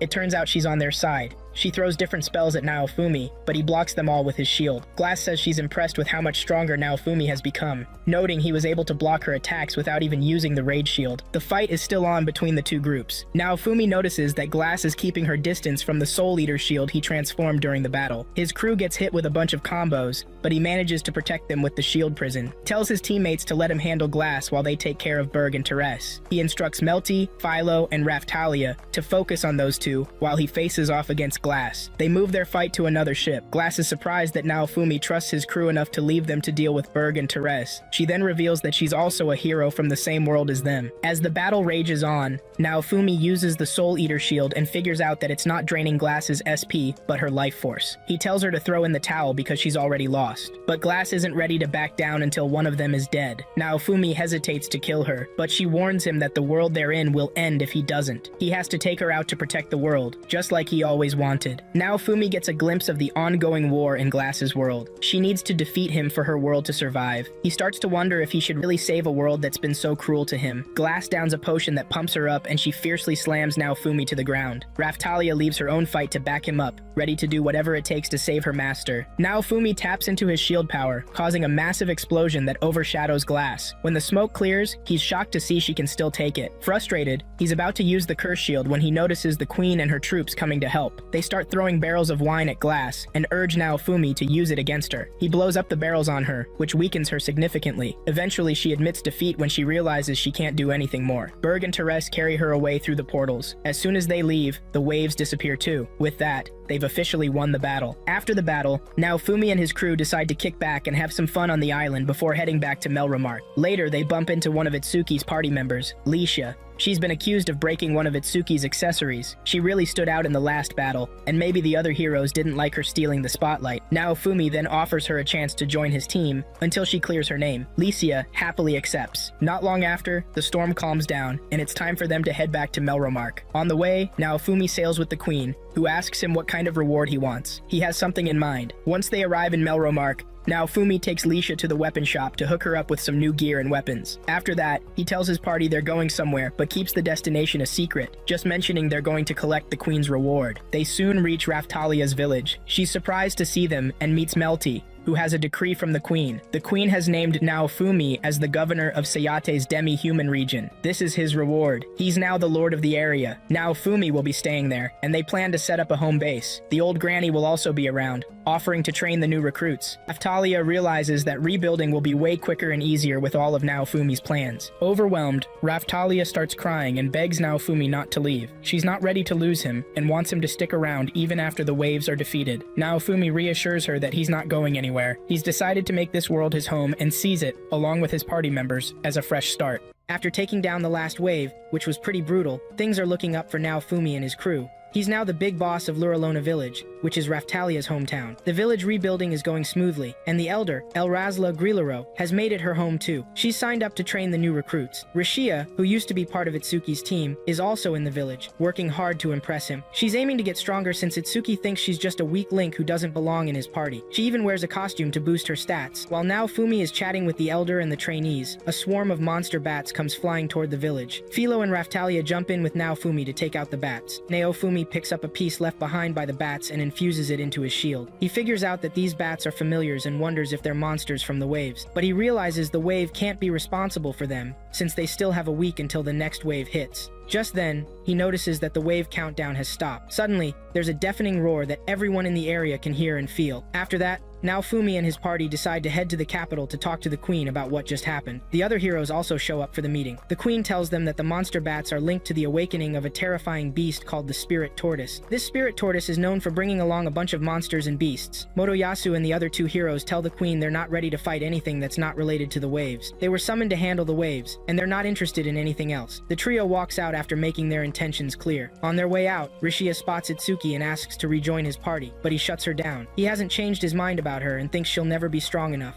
Back in the meeting room, Naofumi tells the queen he's willing to help with the Spirit Tortoise issue. The tortoise is still far east, but is headed toward the capital, and since Naofumi's territories are in its path, they need to take it down before it gets close. The queen asks about Melty, and Naofumi reassures her that she's doing fine. She's in charge of keeping an eye on things happening in Naofumi's territory. Naofumi is relieved that the wave countdown has stopped. It gives him more time to focus on taking down the tortoise. He plans to figure out why the countdown stopped in the first place. After the meeting, Naofumi and his crew hit up the weapon shop to snag Rishia a weapon. The shop owner, Elhart, fills Naofumi in on the scoop that other nations are teaming up with Melromark to take on the tortoise. After that, they swing by the slave merchant. Raphtalia talks Rishia into getting a slave crest like hers, saying it'll help her grow while serving under Naofumi. Rishia hesitates at first, but eventually agrees and gets the crest. Naofumi notices Rishia is really trying to win over Itsuki. He promises to train her more so she can get what she wants. On their way to the Tortoise Kingdom, they run into some refugees from there. This lets them know things are already going downhill. One night, the crew discovers that the cow tail on Philo's head is actually a communication device she can use to talk to Fitoria. Fitoria reminds Naofumi of her warning. She hasn't changed her mind about taking out the heroes if they don't work together. Rishia is shocked and immediately worries about Itsuki's safety. During their journey, they overhear a group chatting about the tortoise. A hooded guy tells his friends that 3 of the heroes are dead. As soon as Rishia hears this, she jumps out of the carriage and bolts toward the capital. Naofumi manages to stop her, telling her not to freak out over stuff she hasn't confirmed. Just then, a swarm of monster bats and yetis starts closing in on them. The shield hero and his crew jump into action to protect the civilians until they can safely get past the checkpoint. The monsters are overwhelming, and Naofumi has to unleash a powerful dark burning curse to wipe them out. The spell is so intense it leaves a massive crater in the ground. Naofumi is wiped out from using it. They're chatting when a woman in a black robe suddenly appears. Stu Itu. The woman asks the shield hero to kill her, and she vanishes right away. Later, generals from different nations gather for a meeting, with the Queen of Melromark and Naofumi present. They get reports that the tortoise has already wiped out one nation's capital, and is now chilling out for a few days. During the meeting, some leaders think they can take on the tortoise without the 4 heroes, but the affected nation warns them they don't stand a chance. They all need to team up to have a shot at defeating the beast. While the meeting is going on,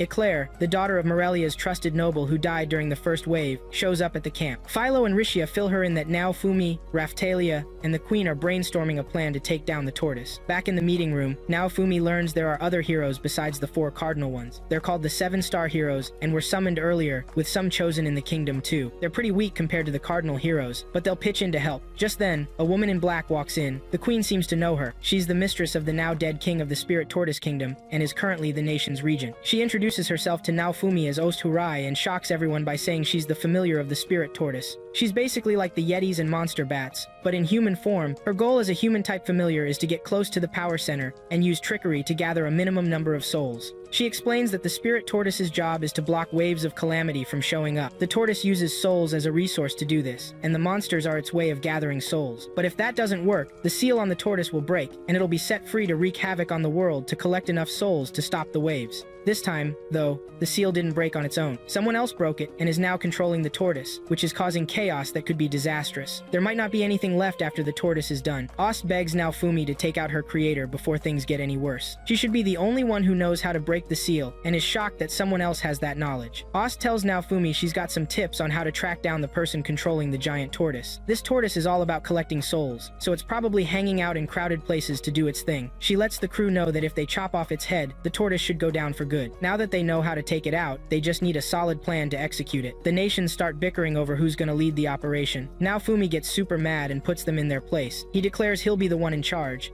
and there's nothing they can do about it. After the meeting, Ost goes to meet Naofumi's team. Eclair decides she's in for the fight too, ready to defend her land. That night, Raphtalia approaches Naofumi, telling him to come up with a plan that the generals can't refuse something so appealing. They'll have no choice but to team up with him. Raphtalia knows Naofumi is trying to save everyone, and she really appreciates that. The next day, Naofumi lays out his plan to the generals. Since the tortoise is targeting crowded areas, he wants them to mobilize in big numbers to grab its attention. Naofumi's plan is to take down a fortress and drop it on the tortoise to take it out of commission. Once it's down, they'll fire the multicaster weapon the Pope used at it. Rishia and Ost are tasked with hitting the library to find a way to defeat the monster while everything else is getting ready. Meanwhile, Naofumi will figure out how to chop off the tortoise's head. Soon after, the preparations kick off. That night, Naofumi and his crew gather around a fire to stay warm. While they're chilling, Ost quickly figures out that Rishia has a crush on Itsuki. That's why she's so eager for his approval. Just then, they hear the roar of the Spirit Tortoise, signaling that it's back in action. The next day, the military gathers up and starts moving toward the Spirit Tortoise. Eclair is leading the cavalry thanks to her teaching skills. As the soldiers head out,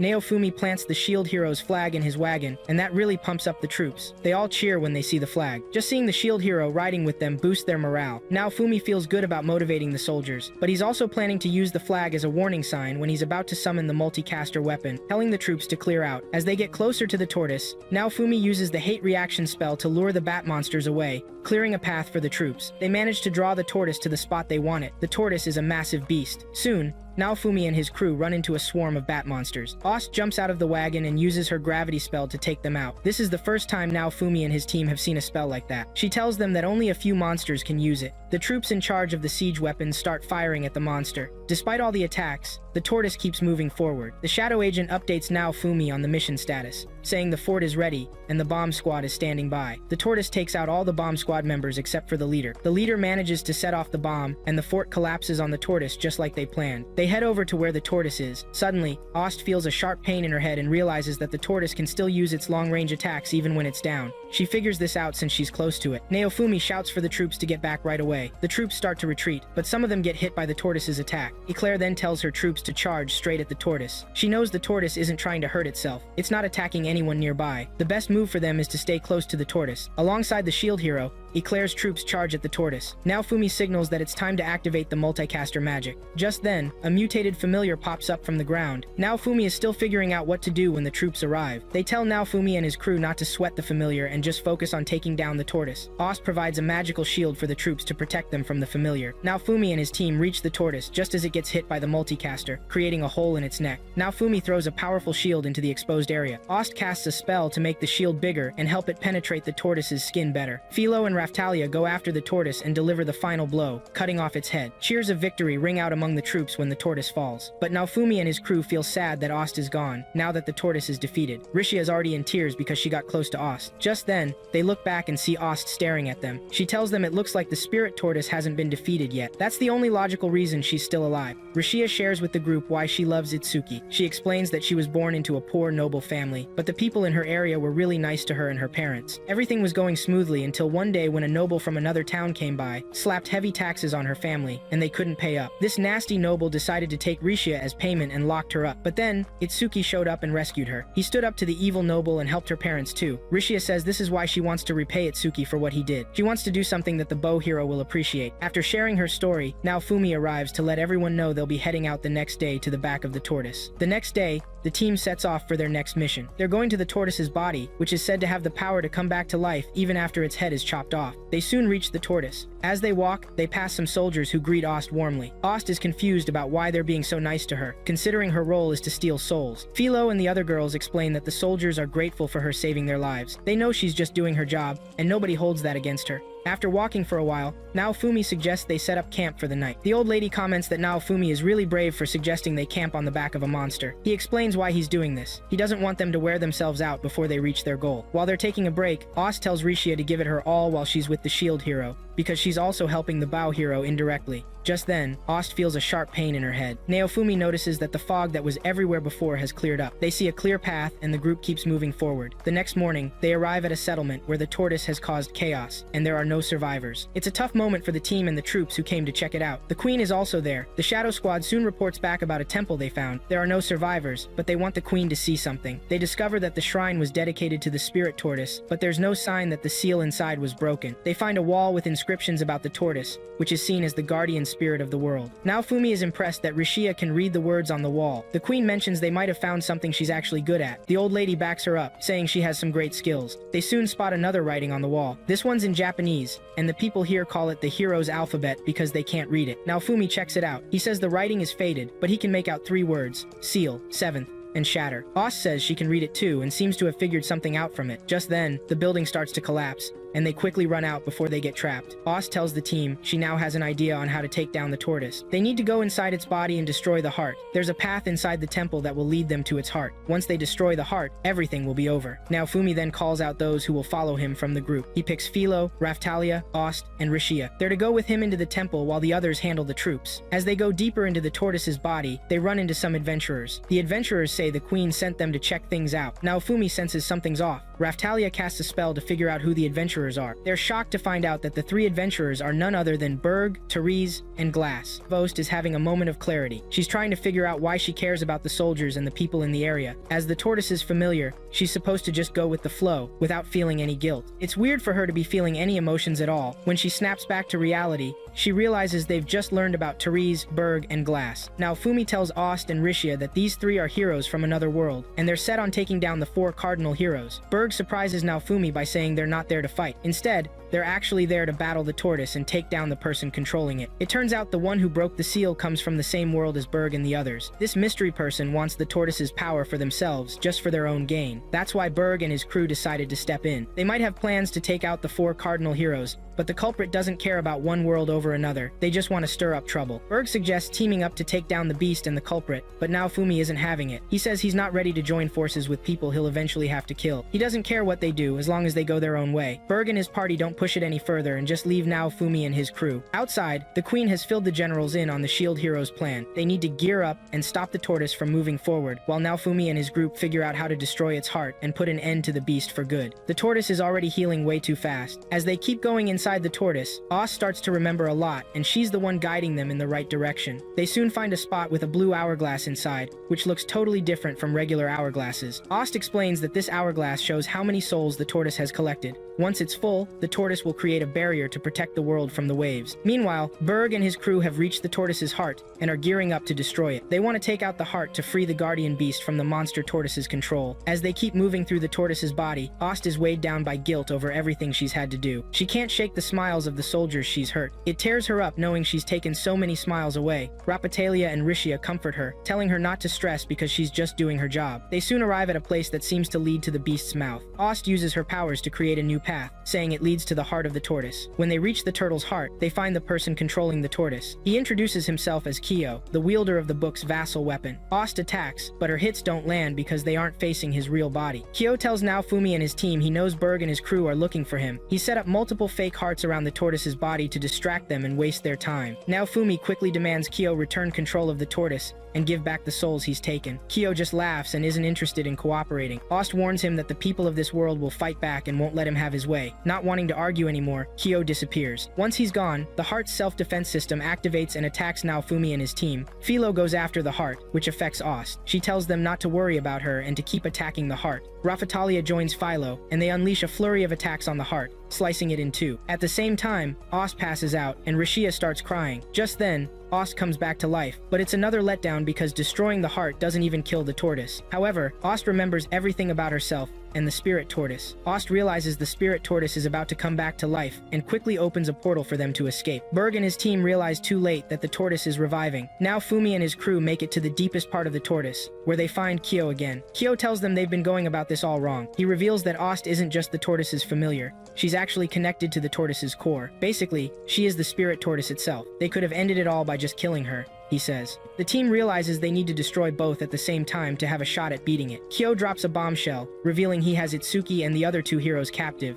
using them as a power source for the tortoise. That's why the tortoise is regenerating so quickly. As the tortoise gears up to wreak havoc, it fires off a bunch of long-range attacks at the troops, but Vittoria shows up just in time to block everything. She goes on the offensive against the tortoise and talks to Naofumi's crew through Philo. Vittoria tells them she'll handle the tortoise's head while they take out the heart. They need to sync their attacks to hit both targets at once. Kyo, however, says he'll just stop them from reaching the heart. Plus, there's now a barrier around the core. Suddenly, Berg and his team burst into the room. Kyo laughs at them for finally figuring out where the real heart is after wasting so much time. Berg mentions that their vassal weapons are warning them against doing something gross, but Kyo insists he's not a slave to his vassal weapon and will do whatever he wants. He casts a spell and summons a giant fiery bird. They try to attack Kyo, but discover there's a barrier protecting him too, powered by the three cardinal heroes. Outside, the queen realizes Vittoria can't fight at full strength while she has troops to protect. She orders the troops to retreat and let Vittoria handle it. Vittoria is seriously powerful. The tortoise is having a hard time even hitting her. Kyo uses gravity to pin the group down, preventing them from moving. He then walks over to Naofumi and starts kicking him in the head, knowing there's nothing they can do about it. This breaks Philo and Raftalia's hearts, but they can't move. Just then, Rishia finds a new strength and manages to break free from the gravity spell. She calls Kyo out for being just like her, a weak person who relies on others' strength. Kyo gets furious and blasts Rishia with several attacks, but she survives them all. He's shocked to see Rishia still standing after everything he threw at her. Rishia charges at Kyo, and this freaks him out. While he's busy battling Rishia, Ost takes the chance to give Naofumi the tortoise's power so he can break free. He does it, and Ost opens a portal for Berg and his crew to reach the tortoise's core. Kyo wants to tag along, but Rishia stops him. Naofumi figures out that Rishia can move thanks to her ability to manipulate ki. Kyo doesn't stand a chance against Rishia as she slices through everything he throws at her. She looks like a whole new person. She even breaks the wall holding the cardinal heroes. Ost then pleads with Naofumi to end her while there's still time.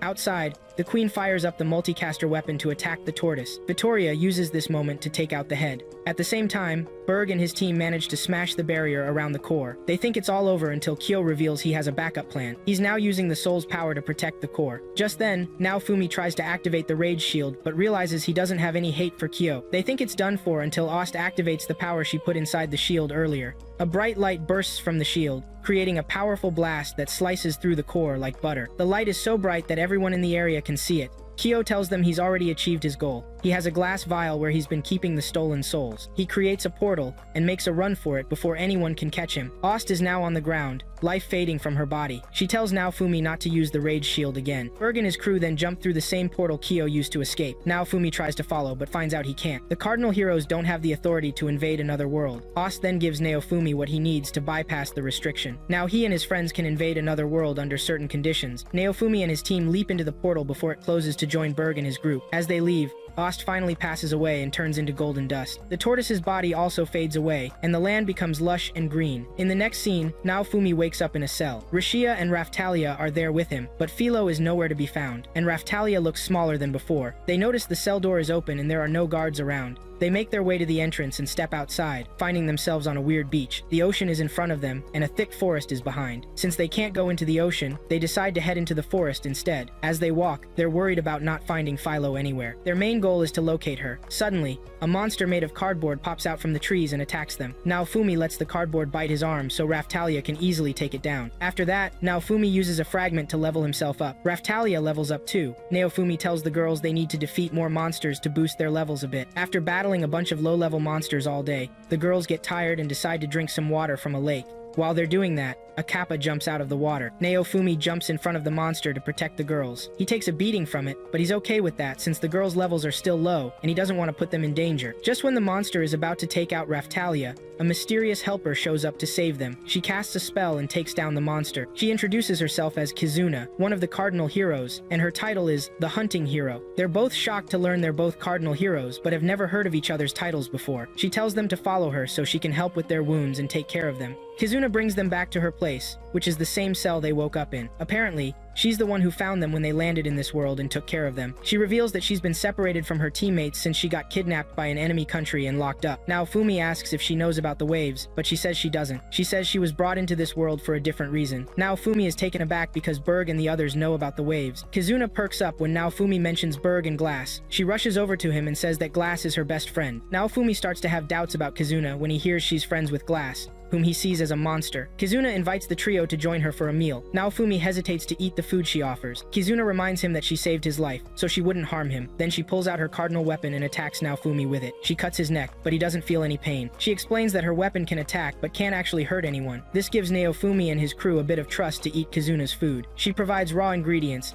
and Naofumi ends up cooking them. Raftalia is going to eat more since she's still growing. Naofumi shares their plans to leave, but Kizuna tells them they can't. They're in prison, the Infinite Labyrinth, which is a temporal prison. Once you're in, you can never get out. She lost track of time after the first few years but hasn't given up because she's still looking for a way out. She promises to show them around when morning comes and assures them there are no monsters that can get in. The next day, Kizuna takes the trio to a building on the island. She's cleared it of monsters before and thinks it might have a way out, but she hasn't found it yet. She shows them a portal that looks like it could lead off the island, but it's blocked. Naofumi suggests that while it might not be an exit, it's definitely a glitch. Kizuna then hands Naofumi the seed he asked her to make. He uses his power to boost the seed's growth, and it expands rapidly, breaking through the glitch. Naofumi and his party, including Kizuna, quickly jump into the glitch. They soon find themselves in a different location, and Kizuna recognizes it as the world where she was summoned. She hugs Naofumi and thanks him for the help, then hugs Rapatalia and Rishia too. She expresses her joy at no longer being alone. The group heads deeper into the countryside. Kizuna realizes there's a countdown to the waves, which are just 10 days away. She reveals they're in the country that locked her up, and they need to bail before they get caught again. Their plan is to head to the country that summoned Kizuna, called Sikul. Kizuna mentions she has a teleportation ability, but she needs a special tool to use it, the Dragon Hourglass. Naofumi is shocked to learn they can actually use the hourglass for that in this world. They'll have to make their way to the church that has the device while dodging any trouble. Kizuna says it'll take them 3 days to reach the hourglass, and they can level up and grab supplies along the way. When they reach a village, Kizuna fills Naofumi in on the different races in the country. There are elves, demi-humans like Raftalia, and spirit people. Glass is one of the spirit people, which explains her crazy power, but their healing is natural, so magic and healing items don't work on them. Naofumi figures out why his Soul Eater shield hits harder against glass. Plus, the area feels more like a Japanese setting with its clothing and culture. They need a spot to rest and grab a bite. Kizuna offers to sell some drop items she doesn't need to cover their costs. That night, Naofumi tells the group he has soul-soothing potions that help recover SP, which the spirit people will definitely want. They plan to get on that the next day. The next day, Naofumi and his crew put on masks and set up in a public spot to promote their potions. It doesn't take long before spirit people swarm in and buy everything up. They can't keep up with the demand and promise to bring more the next day. The following day, they switch to an auction style to rake in even more cash while selling the potions. Everyone wants them, and they keep raising the price until the highest bidder wins. They manage to gather a ton of funds, enough to snag new weapons and armor. They get themselves a pass and head to the capital. They arrive at the capital and see a crowd gathered outside a building. They start to worry that the authorities have caught wind of Kizuna escaping from prison. They ask someone in the crowd what's going on. The person tells them that a genius mage from another country has figured out how regular folks can use the hourglass. The heroes were the only ones who could use it before, but now this mage has found a way for everyone else to use it. The crowd is there for a demonstration. Naofumi suspects that this genius mage is none other than Kyo. They're taken aback when someone who isn't Kyo steps out of the building. The crowd calls him Kazuki. From his attitude, Naofumi can tell that Kazuki is just as nasty as Kyo. The group decides to find an inn for the night. The girls have some fun playing in the snow before heading to their room. They have 6 days before the waves hit. Naofumi says they need to track down Philo and take down Kyo before then. They can't afford to waste any time. Plus, Rafatlia and Rishia aren't back to their usual strength. Naofumi is also stuck using a sword that's only good for defense. Kizuna's vassal weapon can't harm humans. It seems like they're dealing with a bunch of different problems. With no time to lose, the group plans to head to the hourglass that night. That night, they make their way to the hourglass. When they get there, they find nothing. Before they know it, they're surrounded by guards. It looks like they've walked into a trap. They manage to fight through the guards and escape. Kizuna says the hourglass is in the center of the mansion, so that's where they need to go. They start searching the compound and finally locate the hourglass. But Kazuki and his crew are already there. Naofumi and his friends find themselves surrounded by guards. Kazuki reveals he's working for Kyo and has been tasked with capturing them, dead or alive. Naofumi uses his shield to take out the guards and tells Kizuna to head for the hourglass. Kizuna reaches the hourglass and activates it. The effects hit all of them at once. Suddenly, it disappears from Raftalia, and they hear Kyo's voice laughing at them. He tells them that once the teleportation spell is activated, it can't be stopped. Kyo reveals he's taking Raftalia to his lab for some science. Naofumi, Rishia, and Kizuna leave while Raftalia is left behind. Stu and I and the trio finally makes it to the other side, which is cool, but Naofumi is fuming because they had to leave Raftalia behind. He wants Kizuna to take them back, but she finds out that the device has been shut down from the other end. She tells Naofumi to chill out. She knows someone who can help them. Just then, 2 guys who know Kizuna show up, surprised to see her back. She tells them to get her someone named Ethnobalt. Meanwhile, Philo is being messed with by a slave trader. Kizuna starts chatting with the priests about how she got locked up by their neighboring nation. They see it as a sign of hostility that needs to be reported ASAP. Kizuna spills the beans that Naofumi helped her escape the labyrinth. She mentions that Naofumi is also a cardinal hero from another world. As soon as she says this, the priest calls for the guards, freaked out that Naofumi might come to wreck their world. Kizuna insists Naofumi can't do that because he's actually the one who helped her escape. Naofumi is not ready to hear the nonsense they're talking. He's still boiling with anger. He starts to leave, but a white-haired guy stops him. Kizuna calls him Ethnobalt. Looks like he's the Ethnobalt she was talking about. Ethnobalt is the guy who wields the boat vassal weapon, and he's a hero too. Kizuna reunites with her Shikigami, Chris, and reveals that she and Glass made it. Naofumi can also make one to locate Raftalia and Philo. All he needs is his tomato sauce and something to act as a Shikigami catalyst. That can be just a strand of her hair. Naofumi pulls out a strand of Raftalia's hair from his shield, leaving just his tomato sauce. The ritual to create the Shikigami kicks off, and it's faster than usual, forming in no time. This surprises Ethnobalt because it's not supposed to be that quick. The Shikigami appears as a small fox. Naofumi can see Rafatalia's eyes through it. The fact that the Shikigami was created means the catalyst owner is still alive and doing fine. Naofumi is ready to set off on the hunt for Raftalia right away. Just then, he notices something's off about Ethnobalt. Ethnobalt transforms into a rabbit right in front of them. Kizuna explains that Ethnobalt belongs to the monster species. He doesn't like showing his rabbit side to people, so for him to do that means he trusts Naofumi now. Ethnobalt's boat will take them to the person they're looking for. The crew heads to a low-key spot so Ethnobalt can summon his boat. Turns out, the boat is way bigger than Naofumi thought. They pull out a map and have Chris and the new Shikigami point to where their targets are. They discover that both Glass and Raftalia are being held at the same place. Ethnobalt activates the boat's teleportation, and they quickly arrive at the target location. They land the boat on the outskirts to stay under the radar. Ethnobalt will hang back and wait for their signal. As they stroll through town, Naofumi hears a familiar voice and rushes back to check it out. out. They spot a circus performer mistreating Philo, using her as entertainment for the crowd. Now Fumi gets furious and is about to make a scene, but his buddy stops him, reminding him they're on a stealth mission. They decide to sneak in later that night to rescue Philo without a scratch. That night, they sneak into the place where the performer is keeping his merchandise. They find Philo in her bird form locked in a cage. They manage to break the talisman that's keeping her from transforming, and she joyfully reunites with her master. Just then,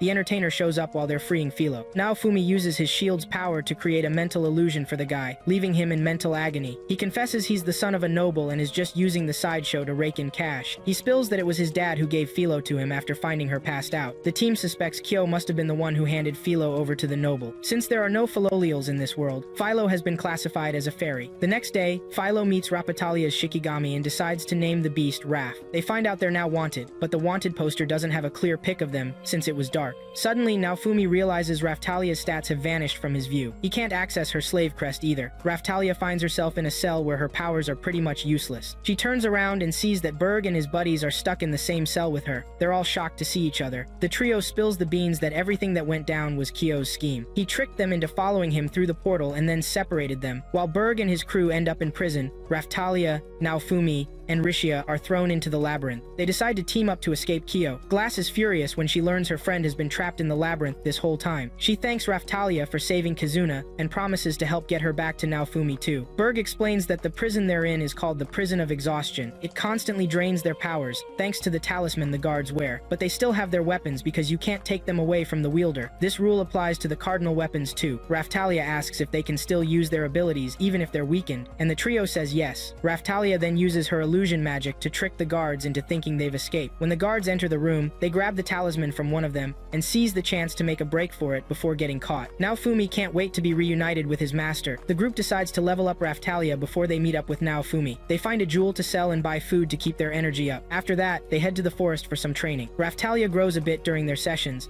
and with her getting bigger, Glass offers to make her a new kimono. That night, Therese and Berg keep watch while Glass works on Raphtalia's new kimono. They know half the town will be searching for them, so they need to stay on high alert. The next morning, Berg and the others discover that a new hero is about to emerge in their world. This hero will wield the katana vassal weapon, and they're on the lookout for the right person to take on that role. Glass mentions that the arrival of a hero could shift the military balance between nations. Berg wants to check out the installation ceremony to see who gets chosen as the rightful wielder of the weapon. When they arrive at the event, Berg tells Raphtalia that the weapon picks its own wielder. Lots of adventurers have tried to use it but couldn't. The next person called up is Kazuki, and Raphtalia is stunned to see him step forward. But as soon as Kazuki touches the weapon, it vanishes from his grip. Suddenly, Raphtalia finds herself holding the katana, and she's in total shock. She tries to get rid of it, but it's stuck with her now. Once you have a vassal weapon, you can't lose it. She bolts before the guards can catch her and realizes her slave crest is gone. Out of nowhere, she gains body mass and reaches her adult form as a demi-human. Raphtalia keeps running, with the guards hot on her heels. She's determined to survive and reach Naofumi. She arrives at a building that looks like a shrine, and a woman steps out to help her. The woman explains that her clan has been serving the katana vassal weapon for generations. Raphtalia can't believe she's a hero now, but the woman reassures her that the weapon chose her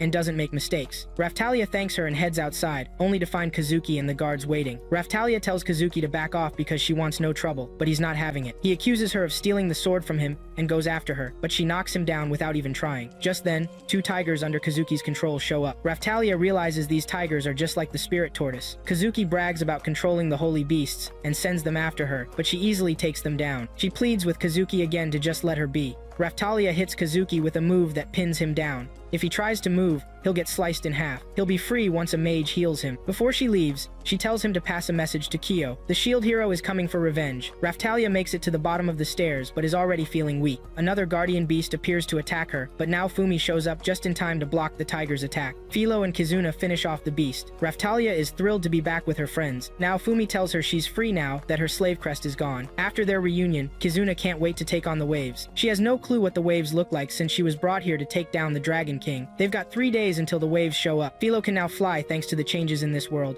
but she's lost most of her fighting skills. Meanwhile, Kazuki makes a move when he shouldn't have and gets sliced in half. One of Kyo's goons asks if he can take out the shield and katana heroes. Now Fumi and the crew send a message to Ethnobalt to come pick them up. The 3 vassal heroes reunite with them, and Glass is super excited to see Kizuna. Kizuna gets mad when she finds out her friends traveled to Naofumi's world to try and take them out. She sees her friends as the bad guys here. While she's venting, Berg gets called away. Naofumi and his team learn that Berg is the king of Sikul. Kizuna keeps going, telling her friends she'll find a way to save both their world and Naofumi's. She insists it's wrong for them to plan on destroying Naofumi's world and reassures Naofumi that she wants to help him beat Kyo. Meanwhile, Kyo has taken Kazuki's body to his lab, promising Kazuki's crew that he can bring him back to life. He's tossed Kazuki into a tube filled with some kind of fluid. The next day, the team heads out to gear up for their showdown with Kyo. They stop by a weapon shop where the owner, Romina, is shocked to see Kazuna after all these years. Kazuna cuts to the chase, explaining why they're there. She wants the best gear Romina can hook them up with. Kazuna shows her the equipment they need, and insists they need it all done by the next morning. Just then, they hear a ruckus outside. When they check it out, they run into Kyo's associate, Yomogi. She's there to take them out for Kyo. They're surprised she's come alone to face them. She attacks, but they don't take her seriously until they realize she's actually strong. Her sword looks super powerful with how it moves and the damage it deals. Berg and his buddy jump in to help,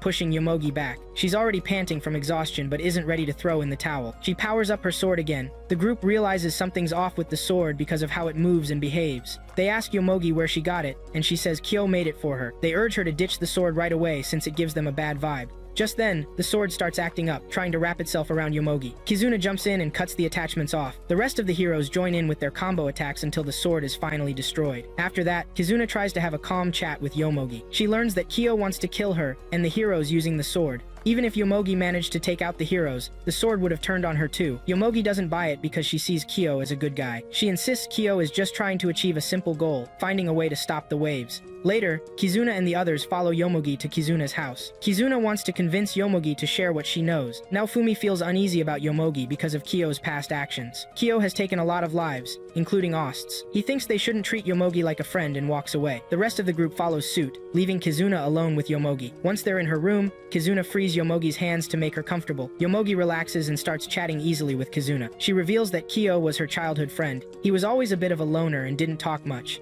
A genius from a young age, he spent all his time reading about the waves and other stuff. He's always wanted to find a way to stop the waves. Yomogi then tells Kizuna she's ready to fight alongside them if they have a real plan to stop Kyo. Kizuna reassures her that they just want to defeat him to talk, not to kill him. The next day, Naofumi and his crew head to the weapon shop to pick up their gear. While they're there, they notice the wave countdown suddenly hits 0, and the waves show up out of nowhere. While the team is still trying to figure things out, Ethnobalt shows up with his boat and tells everyone to hop in. Yomogi then spills the beans that the waves are all Kyo's fault. He used the power he snagged from the Spirit Tortoise to call up those waves. She thought Kyo was trying to help, but now she feels like a total fool and is ready to team up with everyone to take Kyo down. Naofumi tells Yomogi to take him to Kyo so he can handle him. Once they get into the lab, they run into humans who've been fused with copies of guardian beasts. They've turned into chimeras. These chimeras are Kazuki's crew, and they're there to take down Naofumi and his friends because of what happened to Kazuki. The chimeras charge at the group, but Raftalia slices them down in one go. A chain reaction kicks off with the swords, and Naofumi realizes they're about to blow up. He quickly creates several layers of shields to protect himself and his friends. The swords explode, but Naofumi and his crew are safe. Just then, Kyo shows up with Kazuki. They quickly figure out that this isn't the real Kazuki. Kyo has taken someone else's soul and shoved it into Kazuki's dead body. The soul inside Kazuki belongs to the mirror hero. Kyo leaves the mirror hero to deal with the group. Raftalia tells Naofumi to let them handle the zombie while he goes after Kyo.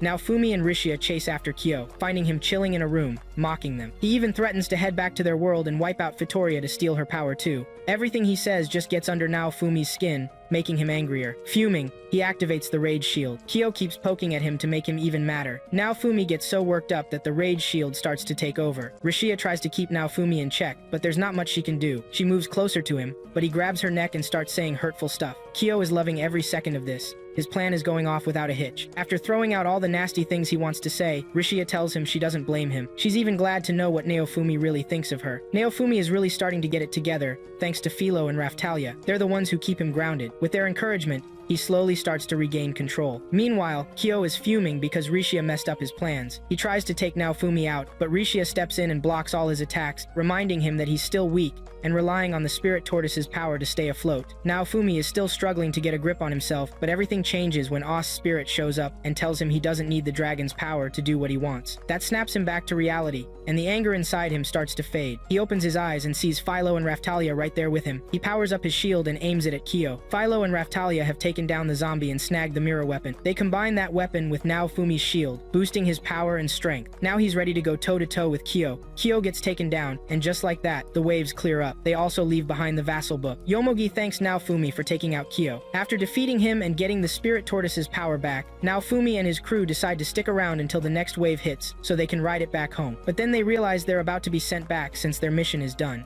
The countdown starts, and their bodies start glowing. Kizuna thanks Naofumi as he and his friends head back to their world. Once they're home, the queen rewards Naofumi with the title of Viscount for taking down the Spirit Tortoise. Naofumi also finds out that the three cardinal heroes teamed up to beat the last wave that showed up. Next up, Naofumi and his crew decide to take a fun trip. They stop by a river to grab some food and chill out. Philo and Rapitalia start chatting about how much they miss Kizuna. Rishia still can't figure out how to make a fire because she won't learn survival skills from Kizuna. Philo wishes she could still fly in this world. Meanwhile, Yomogi and Kizuna are out fishing. As they fish, they keep chatting about Naofumi and his friends. Kizuna shares her memories of the island where she was trapped. When she first arrived, she was full of energy and determined to escape. She started getting used to island life, catching fish to eat. But after a while, she got tired of plain fish and added some salt to spice things up. Then she built a boat to sail out to the horizon and see if there was a way out. When she got there, she found it was just another dead end. Frustrated, she even thought about ending it all, but she couldn't go through with it. To keep herself company, she made a mannequin to talk to. She shared all her thoughts and ideas with it, even asking if she should add seasoning to her meals. Eventually, she started whipping up some tasty dishes from the ingredients she found on the island. One day, while patrolling the island, she spotted Naofumi and his friends landing like comets. That's how she met Naofumi and his crew,